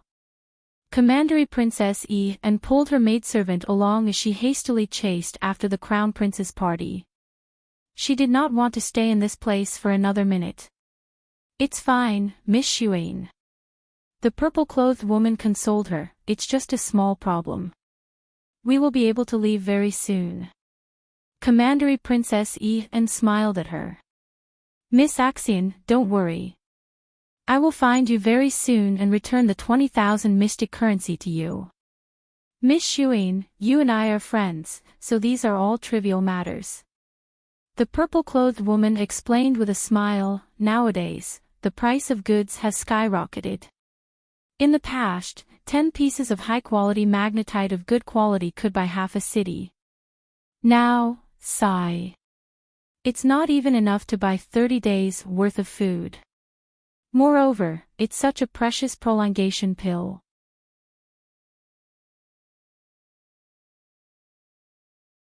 Chapter 12-16. Commandery Princess felt a bit better when she recalled how precious the prolongation pill was. When she looked up, she saw a group of people surrounding the House of Treasures' senior manager as that middle-aged fatty strode over. The middle-aged fat man glanced at them suspiciously. He stepped forward and cupped his hands politely. "You are. This is His Highness the Crown Prince and the Crown Princess." Hui Feng explained with a taut face, "These two are the Duan clan's 4th young master and the Heavenly Dao sect's young sect master." When the middle-aged fatty heard this, he nearly broke out in a cold sweat. He quickly rubbed his hands together and said, "I did not know that your Highness had graced us with your presence. Young sect master, 4th young master Duan, excuse me. Something happened to our House of Treasures tonight. I don't know which thief snuck into our warehouse and looted everything. That's why we have neglected everyone. I hope you don't blame us." Mo Lien waved her hand at him. Can we leave now? Of course, of course. How would this middle-aged fatty dare to stop them? He immediately had someone open the door and let them out. Commandery Princess Yi and quickly followed after them. When she saw someone obstructing them, she berated, "How dare you? We are with His Highness." Mo Lien and the others didn't pay attention to her and boarded the carriage without consulting her. The middle-aged manager gave them a look and blocked Yi An's group of 4. That fatty strode forward with a chuckle. Arbor sat inside the carriage and looked through the curtain. She then glanced at Lu Yexin, who was sitting in the corner of the carriage, and asked aloofly, "What are you waiting for?" Everyone looked at Arbor in confusion, unable to understand what he was saying to Lu Yexin at this time. Yet Lu Yexin's gaze shifted, and she looked up at Arbor with a questioning gaze. "Are you really going to make a move?" "Nonsense." Xiao Mu grumpily glared at her. "A man is not a man if he does not take revenge. Are you going to take revenge or not?" Lu Yexin clenched her fists. She considered it for less than a second before nodding vigorously. She lifted the carriage curtain with a whoosh and was met with the fatty's slightly stiff face. She looked at the fat man coldly and threw a round object at him. The corners of Arbor's mouth curled up. He raised his hand and shot out several streams of mist. Together with a layer of earth wall, the mist rolled and built a high wall around the fat manager. In an instant, there was a loud bang. All the brothers and sisters in the carriage looked at this sudden situation with a stupefied expression. The earth quaked and the mountains swayed for an instant.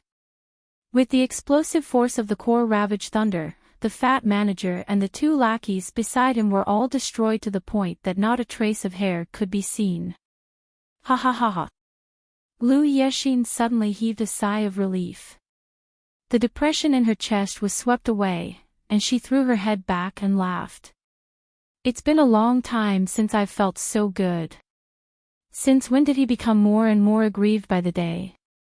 Lu Yexin laughed so hard that tears rolled down her cheeks. Like an idiot. Arbor picked up a walnut and threw it at her head. "Let's go." Liang Qingqing couldn't resist laughing. She walked up and rubbed Arbor's expressionless face in passing. "Little junior sister, you're clearly helping junior sister Lu vent her anger, yet you're still putting on such a tsundere face. You really make people worry to death. You don't say anything and always make people guess blindly." Right, little junior sister, you have to change your bad habit of talking for the entire day. Situ Yi quickly expressed his approval. "What do you know?" Duan Yu irritably interrupted them and sneered, "Aren't you tired of talking too much?"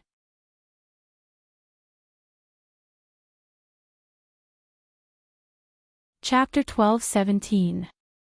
Everyone looked at each other in dismay. Suddenly, they burst into laughter. Arbor snorted and had someone lower the curtain. Then, a dozen burly men rushed out of the House of Treasures, looking in horror at the several meters deep crater that had been blasted open by the core-ravaging thunder. Due to the water mist and earth walls, this was only a small-scale explosion that didn't spread to other places. But this loud noise was enough to shake the entire Mo Kingdom capital. The people inside the House of Treasures surged out like a tide. Without that fatty manager's command, the thugs were like ants on a hot pan, completely without a backbone.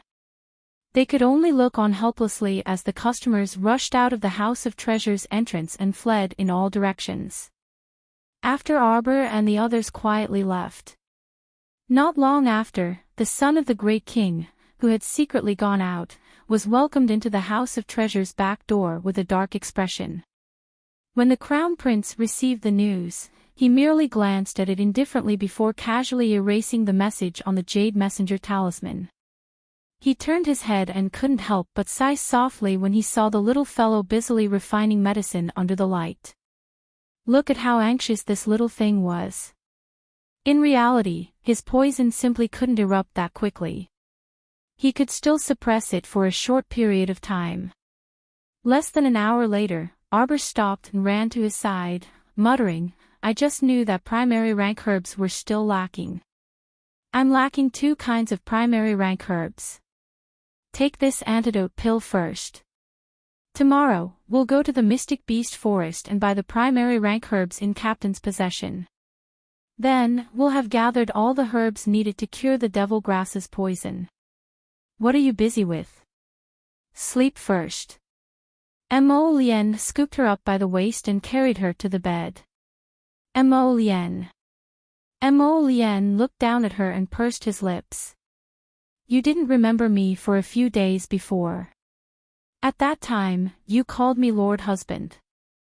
Arbor rolled her eyes irritably at him. "Liar. I don't even remember you, so why would I still call you Lord Husband?" Mo Lien. "Can't say." Cough. Mo Lien put her on the bed and sat sideways on the bed. He raised his hand to tidy her hair. "Because I told you that my name is Hubby." Arbor. Do I know that you've tricked me like this? Aren't I very smart? He leaned over to look at her and said with a smile, "Call me that again now." The little fellow's face was slightly flushed. She wanted to stretch out her little paw to push his face away, but when she saw his expectant eyes looking at her, she couldn't help but feel a little soft-hearted. My husband." She moved her little mouth, and just as she called out, she saw that bastard come up to her, hugged her, and covered her little mouth. He kissed her for a long time, and really took away all the air in her mouth. How infuriating. Wasn't it just calling him husband? You're such a beast. Is it okay for you to do this? Jojo, I feel terrible, he said, looking at her piteously. You feel terrible. My ass. She was the one who felt terrible because he had taken away all her breath. Her chest hurt from holding it in. Yeah, everywhere feels terrible. Here, there, my whole body feels terrible. He leaned on her and kept rubbing against her until she started to feel terrible too. Her heart was thumping uncontrollably. She hated him to death. Jojo, when I kissed you before, you didn't have any reaction at all. Mo Lien winked at her. We don't have much experience. Shouldn't we practice more?